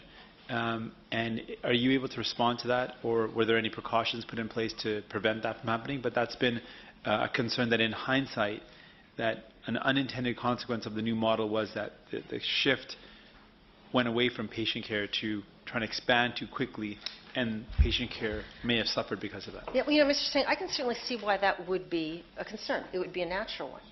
The way that I looked at it, and I think our board looked at it, is we had a very strong management team in place. So, and I'm going to speak specifically to Tom Lapine, who was COO, and who I think was doing an excellent job at the time. I really do. And so, you know, when I look at it from the view of, you know, how do you protect Ornge, the not-for-profit, I view it as we had a management team in place. They knew what they were doing. They were very strong. And Dr. Maz's role was evolving, moving, whatever term we want to use, to the for-profit side to help create this. So did I have a concern? No. And also, you know, you've got to realize, you don't have to realize, but the metrics were that the numbers we were given were that the number of patients were increasing. In terms of patients we were serving. We had all this wonderful new equipment versus the old equipment. So, you know, we have reports from a medical advisory committee. I mean, we really viewed it and saw that every year patient safety and all of our standards were improving. So when some of this came out that it wasn't, it was, when I used the word disappointment in my opening statement, that's, yeah. So, just to clarify something you just said to Jagmeet, is that, so you had a strong, you had confidence in Tom Lepine, yeah. And then so you felt at ease to see that Dr. Mazza was going to be working on the new vision on the for-profit side. How come nobody ever said, but hey guys, let's stop this. We are using public money to do for-profit work. This is a no-no. This is not allowed. You cannot use public money to go on to do for-profit ventures. Oh, okay. And I don't know if this is where your question's going, Madame Gélina, but I know that when the Ornge for-profit was formed, so I think the official date was January 1st, 2011, any work, and I'll use Dr. Mazza as an example, any work that was being done by Dr. Mazza, and let's say it was, I'm going to pick a number, 30% here, 70% there, whatever the percentage was that he was working on the for-profit side was not coming out of government money. It was coming out of the seed money, the investment that Augusta had made in Ornge. So I just think it's really important that, and the same thing if Maria was spending time on the for-profit side or Rhoda Beecher was, I mean, those people were being paid out of money that had been invested by an outside party. They were not being paid by the government money, and I just want to emphasize. This is what you believe to be true? Yes, this is what I believe to be true. This was my understanding. It is not true. It is not true. I'm just... Dr. Mazza, Maria Manzella, they were all paid with taxpayers' money. There was never for-profit money generated to do anything. But this is the bill of goods that they were selling you, and you were comfortable with that? I was. Okay. So I know that you have an expertise in marketing. Yeah. Did it surprise you at all that an agency that knows zip all about marketing gets for his very first contract in marketing a $4.7 million contract? Must have done a few dance around the office on that day. I wish that, to answer that question properly, I would have had to have seen the marketing agreement.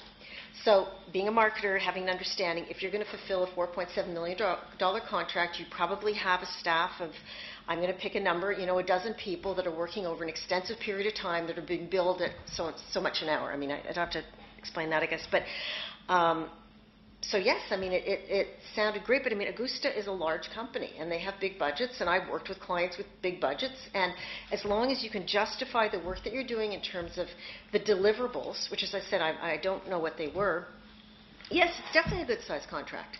But you knew that Ornge had no expertise in marketing. I mean, you come from the field of marketing. You know how long it takes to build the trust with a client before they will invest $4.7 million in you, and no bells went off to say, wow, this is a lot of money.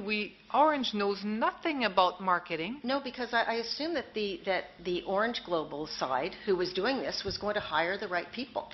And it was as simple as that. I mean, Ornge has the expertise and the intellectual property and sort of the good name, if I can put it that way, internationally, because I did understand that Ornge was well recognized within its category of air ambulance internationally, so it had that, which is good. And then, and as somebody who's a recruiter now, I mean, you basically hire the right people who are going to do the marketing or whatever we want to call business development for you. So, no, I mean, I knew we didn't have it in-house, but I assumed that coming out of that money, it was also going to go to salaries to people you were going to bring in. And you have a minute left. Oh. And did you ever follow up on this to make sure that this is actually what was happening? Did you ever ask, like, how big is our marketing department now? Are they bigger than your girlfriend and her? No, I did not. And again, I'm not trying to distance myself from Ornge Global, but because I had not even seen the marketing agreement, I was not aware of how it was being staffed. Any regrets? I guess my one regret is that we did not know what was going on from the management side. I mean, that's the killer right there. It feels personally, and I think to the board as a whole, I mean, just feel really, really deceived, incredibly so. And I can't believe it's come to this. Like, I really, yeah, it's kind of sickening. That's it. Thank you. But thank you. Thank you very much, and thank you for coming Thank you. before the committee today. So I'd next like to call Mr. Don Lowe, please.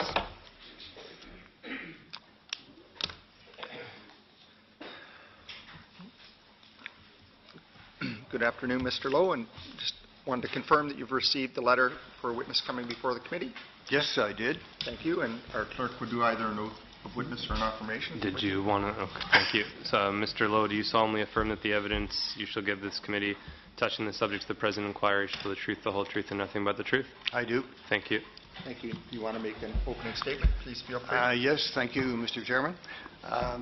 My introductory remarks to you will be fairly limited and are designed to give you background on my motivation for joining the Ornge board and my general view on certain issues pertaining to the former board.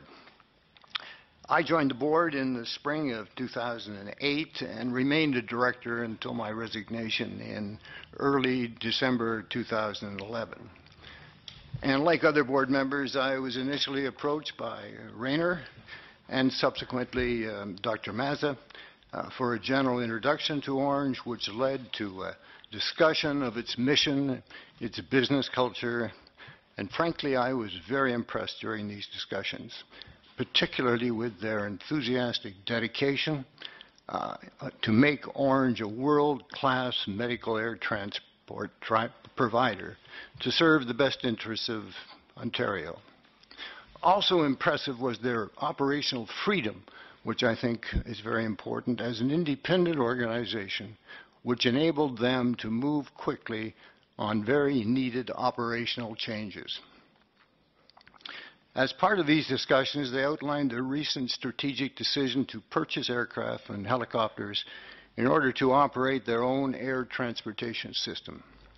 Given my extensive background and experience in the aerospace industry, I believe that I could contribute to this new strategy, and for that reason, and that reason alone, I agreed to join the board. I'm the most senior member of the former board members of Ornge by age, and probably the most experienced, as age has provided me with time to spend on many boards in many various business sectors. The former Ornge board, in my view, was a very competent and dedicated group of individuals with experience in diverse fields who always had the interests of the Ontario patient foremost in their minds during board deliberations. Our studies, supported by outside consultants, had indicated that due to population growth and demographic changes, demand for Ornge services will grow significantly in the years to come. Ornge will require additional funds to satisfy this demand, but the government had indicated that additional funds would not be available going forward. Our answer to this problem, supported by the entire board, was to develop a strategy for revenue-producing businesses based on Ornge expertise, which would help cover this increasing demand. There was never any personal gain or benefit behind the strategy for the directors. We were focused entirely on dealing with this future problem, which will have to be addressed, probably by this government, sooner rather than later. Thank you, Mr. Chairman, and I'll welcome questions. Thank you for that statement, and we'll move to the opposition. Mr. Please. Thank you, Chair, and thank you for being here today. We, as a committee, are struggling with what went wrong at Ornge with all of the good intentions. And obviously, we continue to hear the term deceit, and we continue to hear from witnesses, the three former directors you've been here, you've heard their testimony, that it seems they weren't being given information that they thought they were being given, whether it was the number of patients that were being served, that was misrepresented.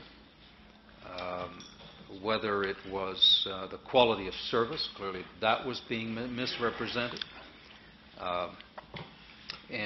So the overriding question that I have is this. You've been on a number of boards. There is a responsibility on the part of a director to challenge information, to ensure that there's supportive documentation for information that's being provided. And my question to you would be this. You were on the Finance and Audit Committee? No, I was not. Oh, you were not. Which committee were you on? I was on the Compensation Committee. Okay. So, on the Compensation Committee, did you at any time call into question the fact that some $1.2 million was being extended to Mr. Mazza over and above his salary? Did that not trigger a question in your mind about what is happening in his life? That someone would have to come to an employer and ask for that kind of financial support, a $250,000 advance against bonuses. I'd just be interested in your thoughts as a director, as a business person, as someone who has had responsibility to manage organizations. What does that tell you about that individual? I really don't want to comment on the personal life of Dr. Mazza, but let me just talk about what I call loans to employees. The first thing is I'm not very much enamored with them. I find that when you extend a loan to an employee, it usually ends up by leading to a problem of some sort. And so fundamentally I'm not an enthusiastic supporter of loans. And I have expressed that view on the Compensation Committee.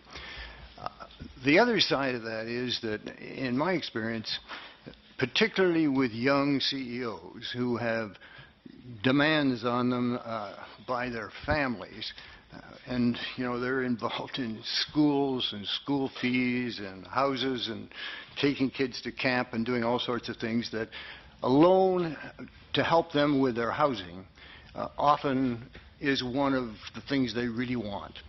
Whereas when you're looking at a CEO who is in his 50s or 60s, his compensation, he's not very interested in that because he's in a different stage of his life, and he is looking at retirement benefits and insurance for retirement, deferred compensation. Those are the kinds of things that he focuses on.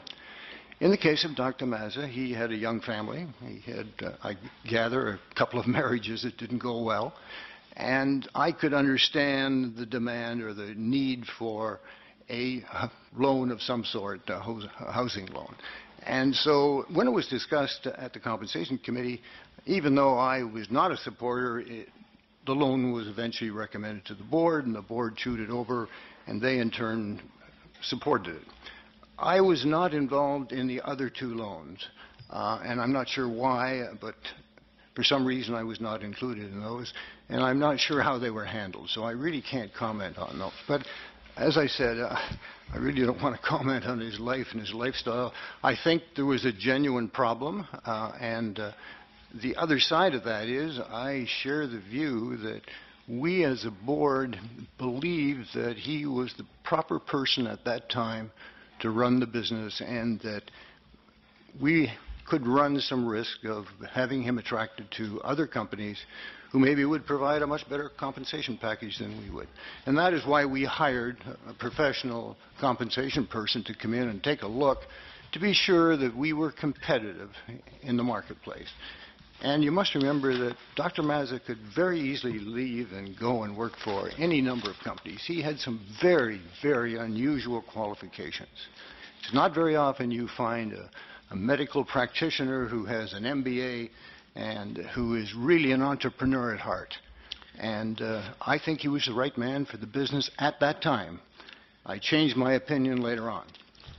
Yes, with all due respect, I think it would probably have been in everyone's best interest had you let him take a job with someone else. I'm not sure I share that opinion. Millions of dollars and a great deal of patient care would have been improved. We had testimony from a former employee, Mr. Tom Rothfels. Yes. Do you recall Mr. Rothfels? What role did Mr. Rothfels play in the company? Do you recall what his responsibilities were? I think, and one of the reasons I was invited to join the board is my background in the aerospace industry. Tom and I believe there were one or two other consultants that were hired really to support the management group with their expertise in the aerospace area. And Tom, I think, was a consultant. I don't think he was an employee. And I think he probably was there for a year or year and a half during the acquisition period for both the fixed-wing airplanes and also the helicopters. So his testimony at the committee, have you read his testimony? Yes, I have. Okay. So you'll be aware that he testified that he was intimately familiar with the weight upgrade that has been under discussion here today, and that relates to the marketing service agreement. And he had serious concerns about it because, as he relayed to us, he was aware that, in fact, Augusta had waived that weight upgrade charge, that it was not owing to Augusta, that he had expressed it to Mazza, and that was dismissed. Mr. Rothfels told this committee that he had serious concerns about that. It didn't smell right to him. So I put the question to him when he was at this committee. Did you tell anybody on that? Did you disclose that to anyone on the board? I'd like to just quote from his testimony. And I'll start with my question to him. Did you ever express your concern to any member of the board? Mr. Rothfels' reply was yes. And who was that? His response was Don Lowe. My question was, and what was the response from this member of the board? Mr. Rothfels replied, he expressed some concern, I'm quoting, he expressed some concern and surprise, and indicated that he would look into it. But I think his feeling was that the lawyers had covered this or papered it or something to that effect. My question, knowing what the fiduciary responsibilities of a director are, did it concern you that that would be the response of a member of the board, that the legals had papered it? His response was, and I quote, the timing was such that once I had expressed these concerns about this transaction internally and was quite vocal about it, I became persona non grata internally at Ornge. Within a few months, I had left Ornge, and the meeting that I had with Don Lowe took place a week or so after I left Ornge. I felt I had a responsibility to make sure at least someone on the board was aware of my thoughts, and so I had that meeting. End of quote. So, Mr. Lowe, as a director of the board, Mr. Rothfels took his concerns directly to you. Could you tell us what you did with that information? Let me put this in context. He phoned me, and I had known him for some time. He had phoned me, and he, at that time, expressed over the telephone that he was planning on, and I had heard that he had left Ornge, that he was thinking of taking a new job in Brazil. And because I have a number of business contacts in Brazil, he said, I really would like to discuss this with you. And I said, fine, Tom, let's get together, and I'll be glad to discuss it with you. And if I can be of any help, which I do a lot of, I said, I'll be glad to help out. When he came to me, and we had this meeting, the first thing that became very evident, he was a very, very bitter person. He was very, very unhappy because later I found out he was not selected to become the president of Ornge. And he spent 3/4 of the time with me pouring bad water on Ornge and everything about Ornge. And I realized that his entry of saying I was going to talk to you about a job in Brazil really was not the point. He needed to unload on somebody. During that conversation, he talked to me about the factors, one of which was the problem of weight for the helicopters. And the impression I got from Tom is that he was really unhappy with the fact that he wasn't promoted, but this was just another, if you'll pardon the expression, bitch. Anyway, I don't ever remember saying what you have just quoted as being said that I ever said. I don't think I would ever say that. But anyway, I took that and I went and I had a meeting with the chairman of our finance committee, because my impression from what Tom had said was that it wasn't properly handled from a financial point of view. So I went and talked to Barry and said, Barry, tell me about this particular weight problem. And he said, well, it's been handled properly. The finance department has discussed it. We've also had the auditor take a look at it. He said there are no problems surrounding it. And I said, fine, and I backed away from the issue. But let me just make a comment. Every acquisition of an airplane of any sort always has a weight discussion. It's a problem, and the problem with airplanes is weight determines the range of the airplane. And if you put a lot of equipment on an airplane, the first thing you know, you're dealing with a different problem. The airplane won't fly as far as it should fly. And so every contract that I've been associated with in my years in the business always ends up with a weight problem. And it's a problem that is usually solved internally by the management of the company. It's not a board issue. And that solution may be a technical solution. You take equipment off the airplane. It may be that you change something on the airplane. But every contract has that problem, simply because it affects the performance of the machine. So there's nothing unusual about this. And normally it would be settled by the management group, and I'm assuming the technical part of that problem would be solved by the management group. It would not be a board issue per se. Mr. Lowe, are you suggesting that it's a normal course of events to have a weight issue on the table as a charge of some $2.8 million, to have that negotiated out of the deal so that there's nothing owing, and that the CEO insists you're going to pay the $2.8 million anyway, notwithstanding the fact that the supplier had agreed not to charge for it? Are you saying that that is normal? What I'm saying is normal is a negotiation takes place within the management group to solve the problem. But we're not Wait a minute now. Well, let me finish. How it is solved, I have no idea. I was not there. I was not part of the negotiations. It may be, for example, if Ornge put additional equipment on the airplane, like extra instrumentation, they should pay for it. On the other hand, if it was a problem that the manufacturer had created, there probably would be a payment the other way. I was not part of those negotiations, but what I'm saying is it happens all the time. And the resolution would be for that particular problem on that particular product. The fact is that the negotiations that took place between management resolved the problem in such a way that the supplier agreed not to charge for it. Correct. The CEO of the company insisted that Ornge pay that money to the supplier notwithstanding, and in the ensuing weeks and months, that money flowed back to one of the for-profit companies of Ornge. Surely to goodness, that is not normal business. Now, are you aware why do you say the same money flowed back? Well, I don't think it takes a whole lot of brilliance to figure out the flow of the money.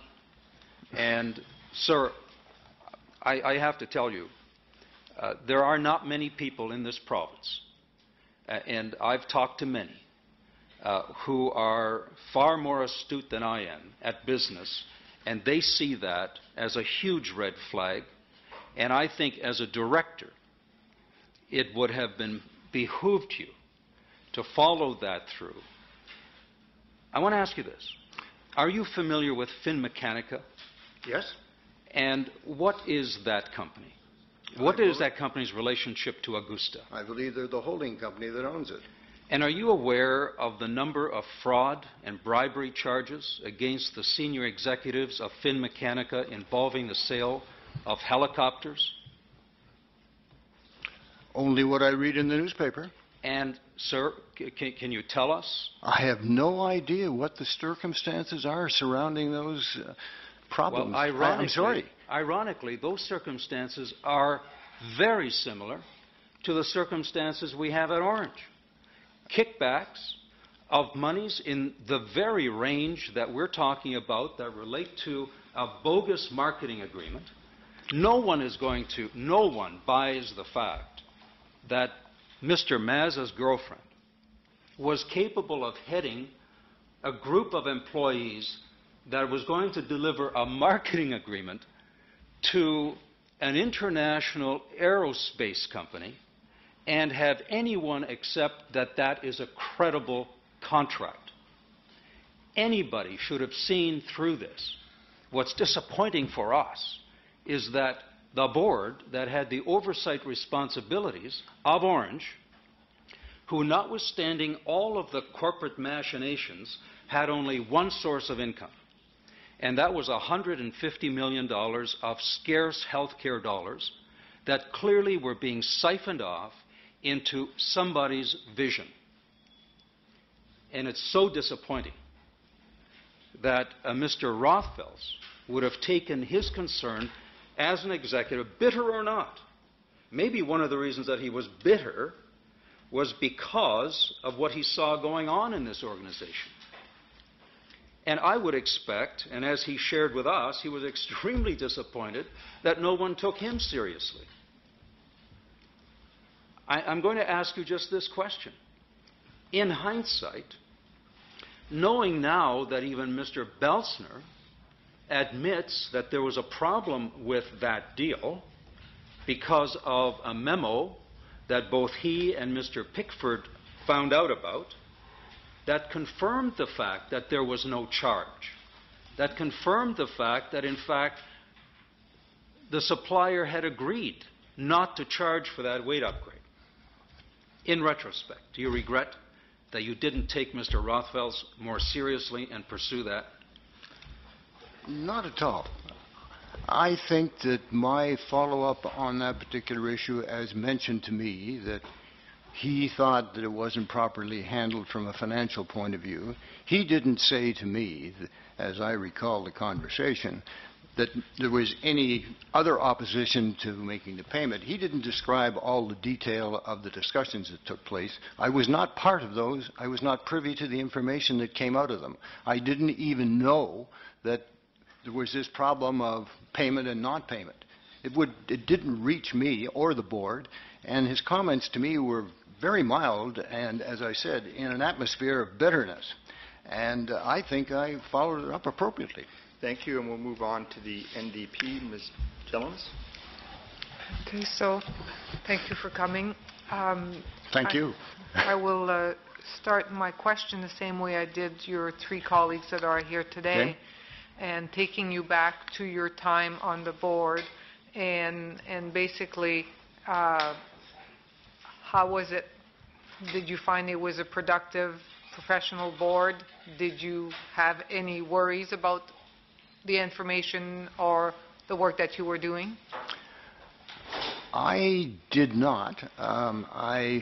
Looking back now, of course, in retrospect, you always think, well, you know, things you didn't know and suddenly you know, and of course that always concerns me. And as a long-time serving director on many companies, you're always concerned when something like this happens. But I think that the discussions that took place both at the committee level and also at the board level, and were very vigorous.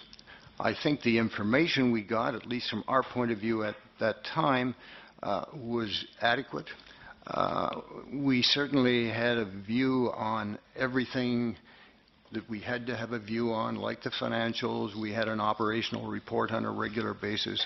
And some of the issues that are coming up here, for example, in terms of the performance of the company relative to patients, we had a very thorough report that came to us from the operational people in terms of the number of patients that were carried, what sort of problems did they have. We also had a committee in the event of a death. We had an outside committee that looked at that death, looked at it in terms of what created the problem, and had we responded properly to it. And you must remember, and I think our former director mentioned it, when you're carrying people that are very sick, you're going to have some that are going to die in flight, and that's just the game you're in. But the few that we had, and there usually were only 1 or 2 or 3 a year that would fall into that category, were thoroughly investigated by an outside group of professional and very prominent medical people, and they reported back to the board. And they reported back because we were interested in knowing what had happened. And as I said, I felt that we were being properly informed. I have since learned that we were not being properly informed, and that to me was very, very discouraging. Because, you know, in the end, a board has to trust the management group. You can't investigate every little thing, and you have to have that trust. And I think we enjoyed that trust to begin with. It was only later in the history of the board that we got into problems, and what came out in terms of the salary and what came out in terms of other items, I think was very, very disappointing. Very disappointing. So speaking specifically about the salary, you were on the compensation. Correct.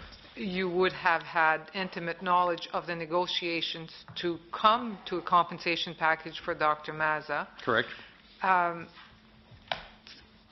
How is it that, can you walk me through a scenario that leads us to where we are, where he gets a $400,000 a year stipend for medical overview that he doesn't do?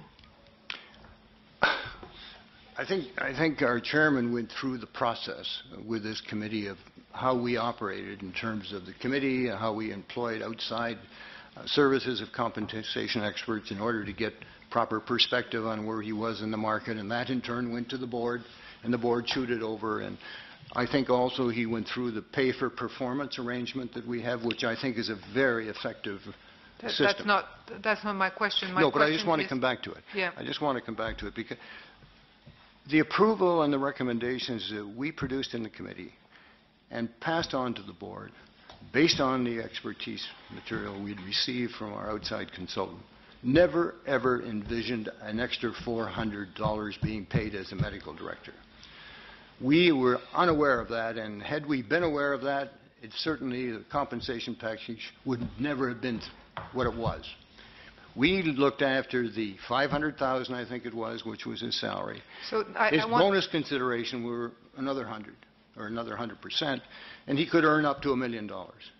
And when the announcement came out in the paper that he was earning $1.4 million, I couldn't believe it. I didn't know where it came from, frankly. And it was only in January of 2012 that, talking to our chairman, I found out about this extra $400,000 as a medical director, and I was very, very upset. Can you think of one reasonable explanation why, after having done all of that work and all of that due diligence to come out with an appropriate compensation package that you can defend, that you can explain, is there one reasonable explanation why you didn't know about the $400,000? Frankly, I can't. But let me say, Dr. Mazza, who interacted with the committee, and, you know, compensation packages are put together with the desire of the CEO and, you know, what you can afford and what value there is to the corporation. He had every opportunity to tell us about it. And in the interface through the years, it was never mentioned. And yet it was part of his compensation. Frankly, he lied. Okay. So up until, I mean, he was allowed to make up to $1 million. Yes. Just in terms of the way of achieving that number, other hospital CEOs that manage a much larger budget and manage a much larger number of employees, for example, any of the major hospitals in downtown Toronto, considerably larger budgets and considerably larger support staff, don't make anywhere or don't make $1 million, or max out at that much. And compared to Ornge, where the budget's $150 million and the staffing is much less than the major hospitals in downtown Toronto, did that factor into your discussions at all? Not really. What the comparison that we were making was with the private sector. And our external consultant came in with the comparators. And you must remember, he was vulnerable really to be hired away to the private sector. And certainly that was a consideration in our discussion. Also, as Ornge progressed, the responsibilities of Dr. Mazza changed considerably. He was shifting away from the day-to-day operations, which were being run by Lepine, and he was going into this entrepreneurial phase of developing for-profit operations to supplement and to flow back into Ornge. And so his responsibilities changed completely. And we felt, and the consultant felt, that it was appropriate that this would be the kind of a package that would be out there that we would face if somebody came in tomorrow and decided to hire him. Now, bear in mind, the salary is $500. The other $500 may or may not be paid depending upon his performance.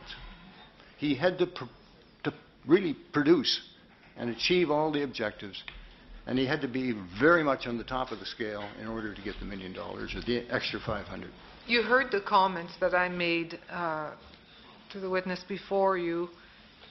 That was public money paying for his salary. How can you ever agree to use public money to fund the for-profit entrepreneurial new venture that he was going to do? Well, I didn't quite look at it that way. The money that went into the other side was money that was generated in the refinancing of the building, and it was loaned to that group. And also the other money I think that went into it was the marketing money, that the arrangement he had on the marketing agreement went into that operation, and that was the money that was being used as seed money to go out and build the businesses. I mean, we couldn't build the businesses unless we had some money to spend and go out and talk to customers and make presentations, et cetera, et cetera. There had to be some way to fund it, and that was the way we funded. Okay. I'm going to come back to oversight. I take it that you knew that it was the Ministry of Health who was funding Ornge, yes, funding the air ambulance. What do you figure the role of the ministry is when it funds an ambulance service? Well, that's an interesting question in terms that they are the major stakeholder. And I would look at them as kind of my view and my experience would be as a major shareholder. And I would say that that's the kind of role they should have as a major shareholder. I think that the interface between Ornge and the ministry, in my view as a director, was pretty good. I mean, let's be honest. They got quarterly numbers, they got year-end numbers, they got an audit report, they got a strategy report. Each year we made a business presentation to them. They interfaced at the management level, where if they had a day-to-day problem, I'm sure the telephone was picked up and people were called and there was an interface at that area. And from our view, or at least my view, I think the interface was pretty good. So you really saw it that they had many levels of oversight. So at the That's operation level, at the reporting level, at your business presentation, at your yearly audit. So if there was anything that displeased them or that worried them, you felt that the communication systems were in place that you would have known? I would have thought so, probably through the chairman, who would interface more than, say, an individual board member like me. And you've heard the testimony of everybody before you. The 11-page letter that was presented, Mr. Belsner, Mr. Abt coming to Queen's Park, talking to a number of deputies, explaining your new vision. Is it also your feeling that they came back from this with a clear mandate from the ministry that all is good, this is a good plan, we're being supported, we're moving on? That was my impression, and certainly we had a report from the chairman, who was at the meetings, that there was no objection. In fact, I think there was some enthusiasm expressed by some of the people for the plan. But certainly we did not receive any negative attitude towards it. The report that was provided, was that tabled at the board meetings? Yes. Well, I'm not sure it was tabled, but all of us had a copy of it, and we all read it. And the report was from Mr. Belsner? I'm not sure who wrote the report, whether it was Mr. Belzer or whether it was Mr. Abt. I don't know. Okay. And the report basically outlined that the ministry is aware of what the proposed plan was? No, he gave a verbal report. I'm sorry. Oh, okay. I'm referring to the report that they took and they presented. Yes. Okay.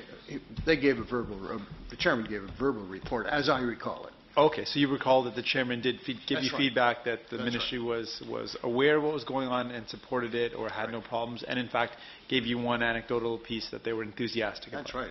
There were some of them. I'm sure that, I don't know who it was, but that was what I recall from the report. Okay, and from that winter on till, we'll say, the end of November, we'll avoid December 2011. So in January 2011, the chair of the board, the legal counsel come back to their report. We've outlined our new corporation structure, our new strategic direction. This is where we're going. From that time on, has the ministry ever contacted Ornge in one way or another that you know of to say, oh, no, we've changed our mind. We were enthusiastic back in January, but now we really don't care about it, or anything else? Never heard a thing. It stayed clear sailing the whole time. Whether or not something happened at the management level or not, I don't know. But certainly the board was not aware of any negative... And you had board meetings since then? Oh, yes, on a regular basis. Okay, sorry, Dean. The interface you talked about, that there was you felt, in your opinion as a board member, that there was sufficient interface between Ornge and the Ministry of Health. What were the objective elements of that interface? Like, what can you point to that the pieces of it, if you could just list a number of them? Well, no, I look at the normal interface, and you know, the regulatory interface with a company is financial, and we had a financial interface which took place on a regular basis, and we had an independent outside audit on a regular basis. We also had, as I recall, any significant change in strategy was always, we felt the obligation to go back to the stakeholder. Each year, the stakeholder received a business plan review of what was going to happen next year. And that was an iteration, again, where you went in and presented the plan. And that was tied back into the compensation system. But there was that interface, and then there was the informal interface that takes place. For example, if the Auditor General comes in, we work with them. I hope we do well. And if there are items that can be cleaned up quickly, they're cleaned up quickly. If they're not, the board eventually ends up looking at them and monitoring them to make sure they are cleaned up.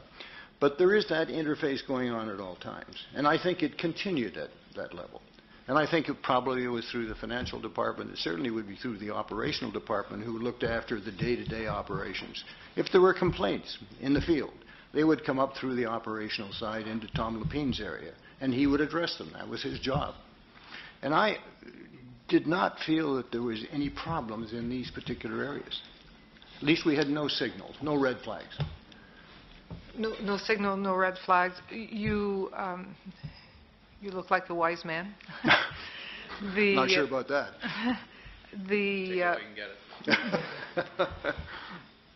You know how things have turned out. Yes.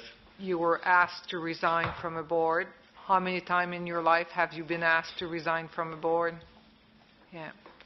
Things did not turn out as planned, did they? And I'm disappointed, and I'm disappointed not for myself, because I'm at the age and stage it's not that important. But I'm disappointed because I think there are so many good people involved, and they've had to pay the price. And I feel very, very sorry for them. And I mean, some of these people cannot work in the health industry anymore.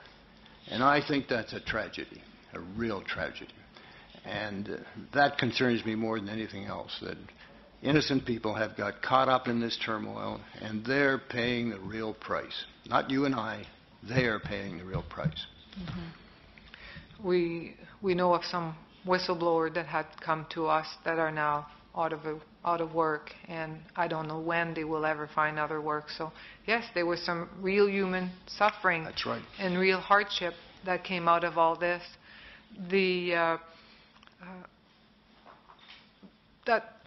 That brings out a bit of frustration that all four of you, all four previous board members, are so how can I say, reluctant to show that things went wrong. You know, like, there's nothing wrong with saying there's good people at Ornge. I agree with that. There are good workers that put in their 100% every day. But to stand there in front of us and keep telling us all was great, the vision was great, everything was great, it's really hard for me sitting here to listen to this. Was it really that great? I just don't know how to respond to you in terms of, I appreciate your sentiments, and I'm very sympathetic. Looking back, of course, we would like to have things turned out differently, but unfortunately the information and the decisions we made were based on the information we had at that time. I think that we all believe, and I speak for myself only, of course, that we made the best decisions we could at that time with the information we had. And, you know, would I do it differently? I certainly would if I had different information. And I think the salary issue is a good example. If I had known that he was being paid $400,000, there's no way that I would ever made the recommendation out of the commission or out of our comp committee to the board. And I'm sure the board wouldn't make that decision either. Mm-hmm. And when you ask, how did that happen? Frankly, I think you have to look in the mirror and say, well, could I have done any differently? Well, if I'd known, I would have. But you talked about the issue of trust, that in order for the board of directors to do their work, they have to trust their CEO. That's because right. This is who filters the information that comes to them. Is this really where you pin it, that you trusted somebody was giving you the full information, you made your decision based on that, and this is where it fell apart? I would say that's part of the package. I think that all of us trusted him, and our trust was misplaced. Thank you, and we'll move to the government now. Ms. Jassy. Thank you, Chair. Mr. Lowe, we've been given your biography, and clearly through the years you've served on many, many boards. They're mostly, as I can see here, in the private sector. They're for-profit corporations. Correct. Do you have experience on not-for-profit charitable boards? I've only had one, and I must express my position. I have found being on charitable boards a very frustrating experience. I'm a very impatient doer of things, and I find that I don't enjoy them, and so I have shied away from participation on charitable boards and hospital boards, which I've been invited to. I guess the only offset to that is I am a fairly significant financial contributor to a number of charities. What would you see is the difference in terms of the duties of the board of directors? A for-profit board, you're maximizing shareholder value, presumably. That's a sort of fundamental fiduciary responsibility.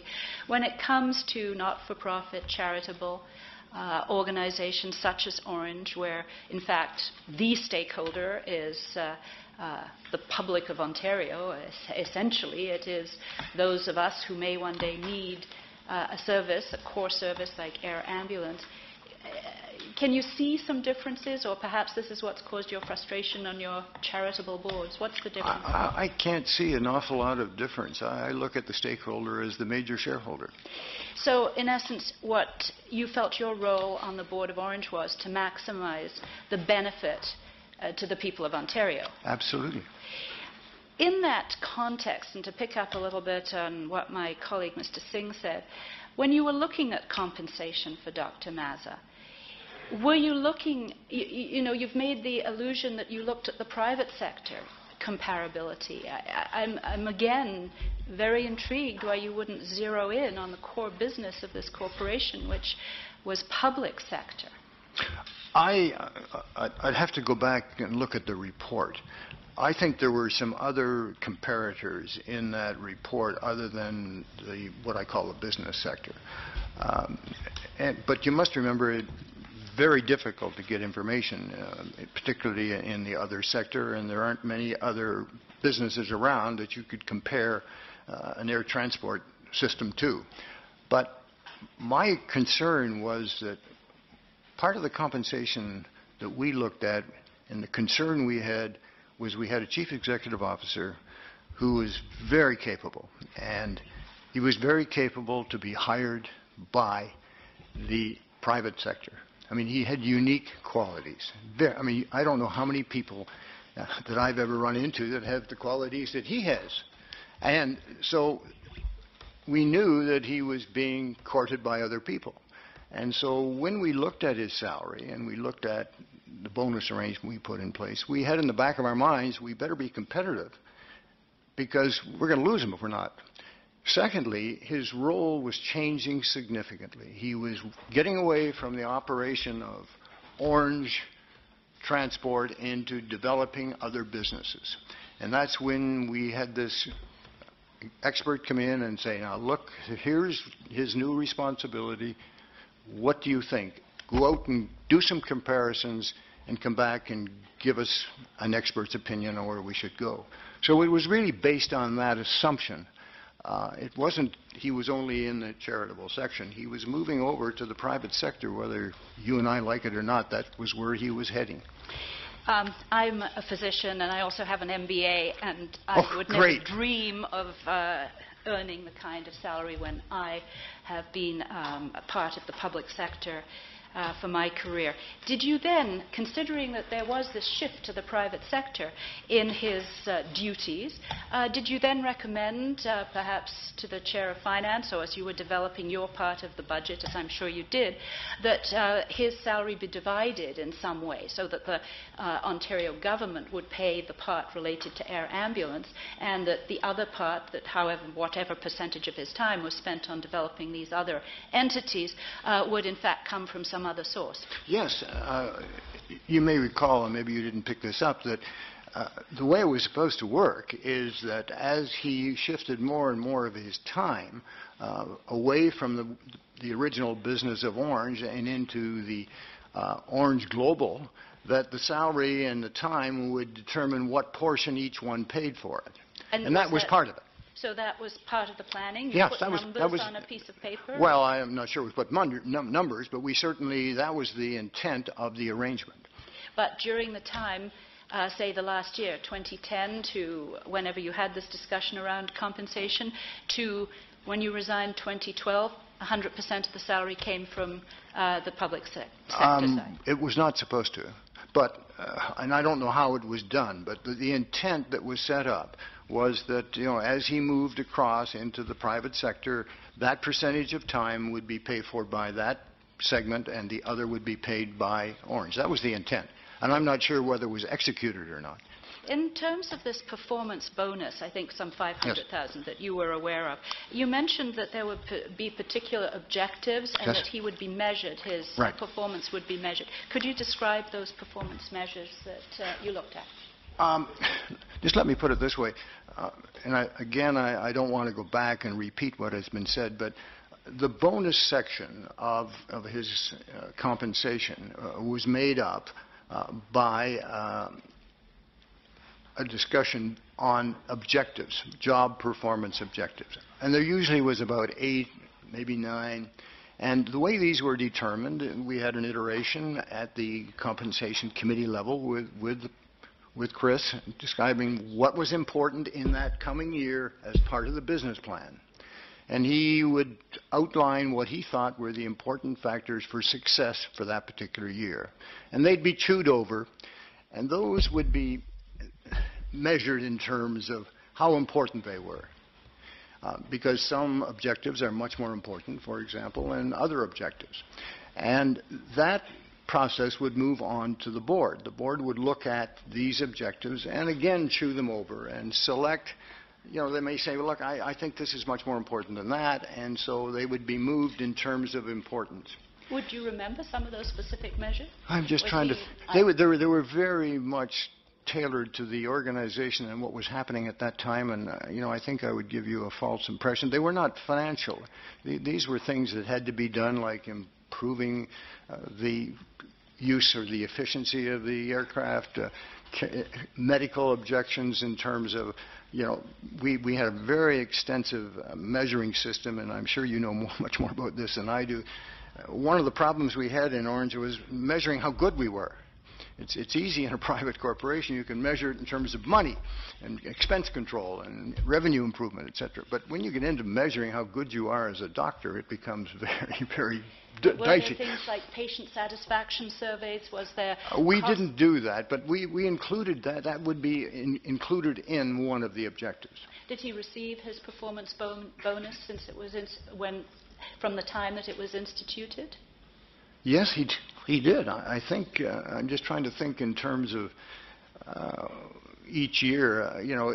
There were 1 or 2 years he didn't achieve the maximum, and I think it was less than what he could have received. But there were various levels of achievement which generated the bonus. And, if you got 13% or whatever the metric was, you got a bonus, but it wasn't very much.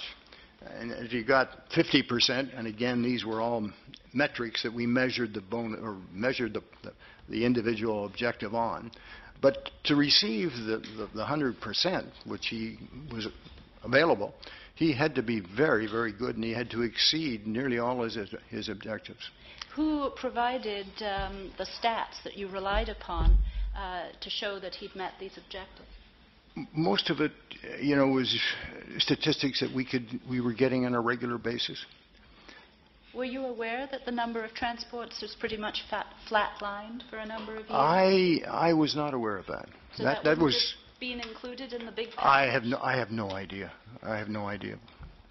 You don't remember conversations about no, I'd be misleading you if I said I did. No, I don't remember it. I'm sure it's available if you'd like to go back into the file. Yeah. I mean, all this information is available, and you would see the evaluation that took place. Well, the testimony that was heard in front of this committee showed that many calls were missed because of the unavailability of paramedics or aircraft. I mean, was that not something that was a measurable objective for him to achieve his performance bonus? I'm not familiar with those statistics that you're talking about. Okay. And I have a problem with them, by the way, because most of the metrics that we received at the board level showed very good performance. You will have no doubt created a budget for the CEO's expenses on an annual basis. In other words, what he was budgeted to expend?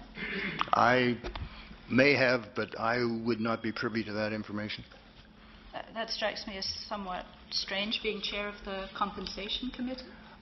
We did not look at his expenses. The expenses were handled through the finance committee. And who looked at the decision to compensate board members? It would be included in our survey from our professional outside compensation people. So you were involved in that. When you started in the spring of 2008, what was the remuneration you received? I think the remuneration I received was about $3,000. Just to give you a background, I looked at some figures at home, and my average compensation for the 4.5 years that I was on the board was $48,000. So did it vary from director to director? Because actually we've had Yes, a number... it would, depending on the number of committees you were on and your activity with the board. So this was all documented? It's all documented. And it was on the advice of who? An external... An external compensation. Would they have had experience in the public sector? I think they probably would have experience in all kinds of sectors. I mean, that was their business. I mean, you are aware that the vast majority of agencies of the government, that compensation to directors, it's either voluntary or expenses. It's... By the way, my expenses for the 4.5 years were $372. But are you aware that the vast majority of agencies, boards and commissions of the Ontario government have minimal remuneration for members of the board of directors? I'm not familiar with what goes on in the other businesses of part of the government. Do either of my or any of my colleagues have any further questions? Oh, Mr. McNeely. My first impression of how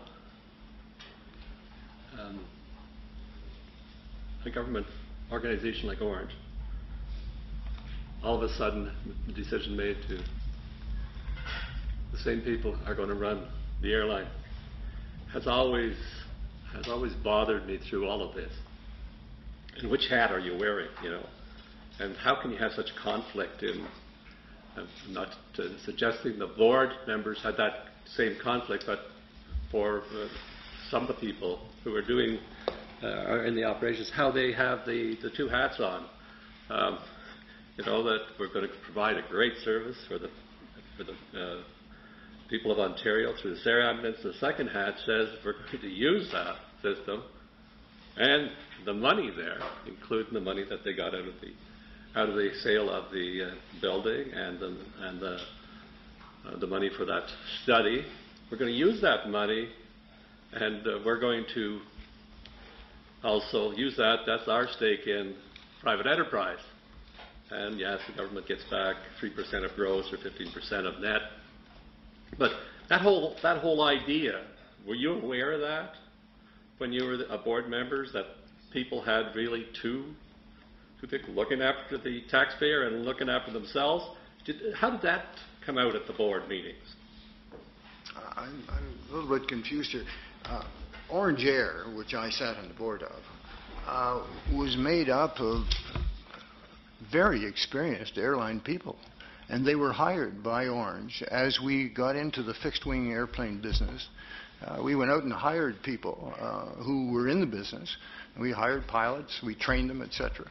So we had built up, and we continued to build up when we got into the helicopter business, where we went out and hired people who knew that business, who had flown in helicopters and who had ran organization, who could interface with the government to get the necessary certificates, etc.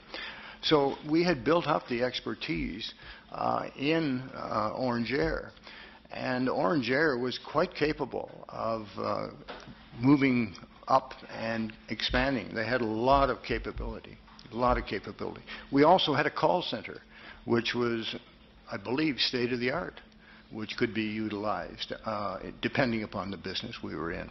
So there was expertise there, and I think that you must remember that the businesses we were looking at were diverse.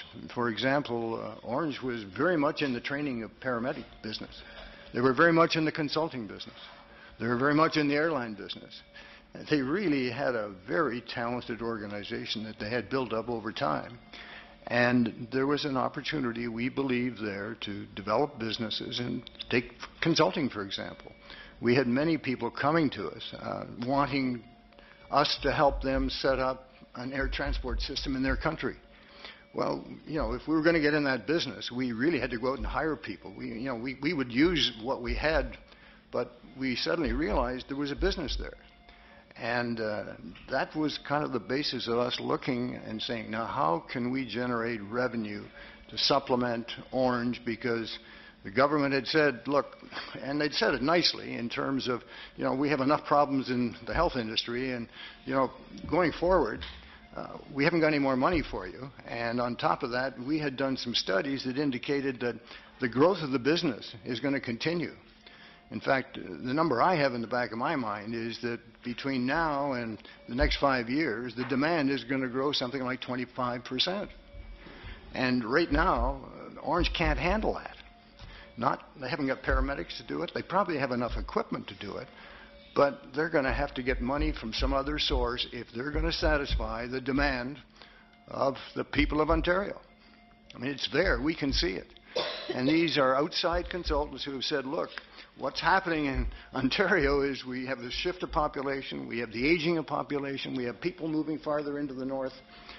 The demand for your services is going to continue to grow. And we were trying to address that particular issue. So there was good intentions at the board, but it seems that we got evidence that there wasn't a saleable product there, and that's one of the things that will have to be a judgment call. But if you put people in there without their own money, when I started a business, and the main thing you did was kept your expenses low. Well, greed came into it, and we started getting loans, which the loan oft loses both itself and friend. I think is what you mentioned earlier. But then these exorbitant salaries. I mean, this was unfortunate, but it's from the wearing of two hats, and it's your own money and you're running your own business, or you're a government employee and doing your best, or you're a corporate employee and doing your best. But that trying to wear two hats and know who's going to be charged where, I mean, that came out through the evidence right too. Who was charging that? So did that not come up at the board? That what kind of fairness is in here? How do we make decisions when the top people are wearing the two hats? I didn't visualize it as a problem. I see it distinctly as an opportunity. When I look at the business itself and the way we structured it, and this was, as you know, the advice of very expensive lawyers and accountants who told us how we should structure this business, I didn't see the conflict. My view of the world, and you must understand my world is maybe a little bit different than the world of the government, is that you only pay for what you get. If you don't pay properly, you don't get what you really want. And I'm a great believer to pay for performance. And I think in the case of the organization, if you wanted good, qualified people, you had to pay for them. And volunteers are really never run a very successful business. I'm sorry. I would just respond to that Mazo was getting well paid for Ornge. Yes, he was. Yeah. But he was. This was his. If this took off, he was the big shareholder, I would think. And so that was the future. But he went in for the payments a little bit early. But I think that's sufficient. I have no other questions. So I think we're pretty much out of time. So thank you very much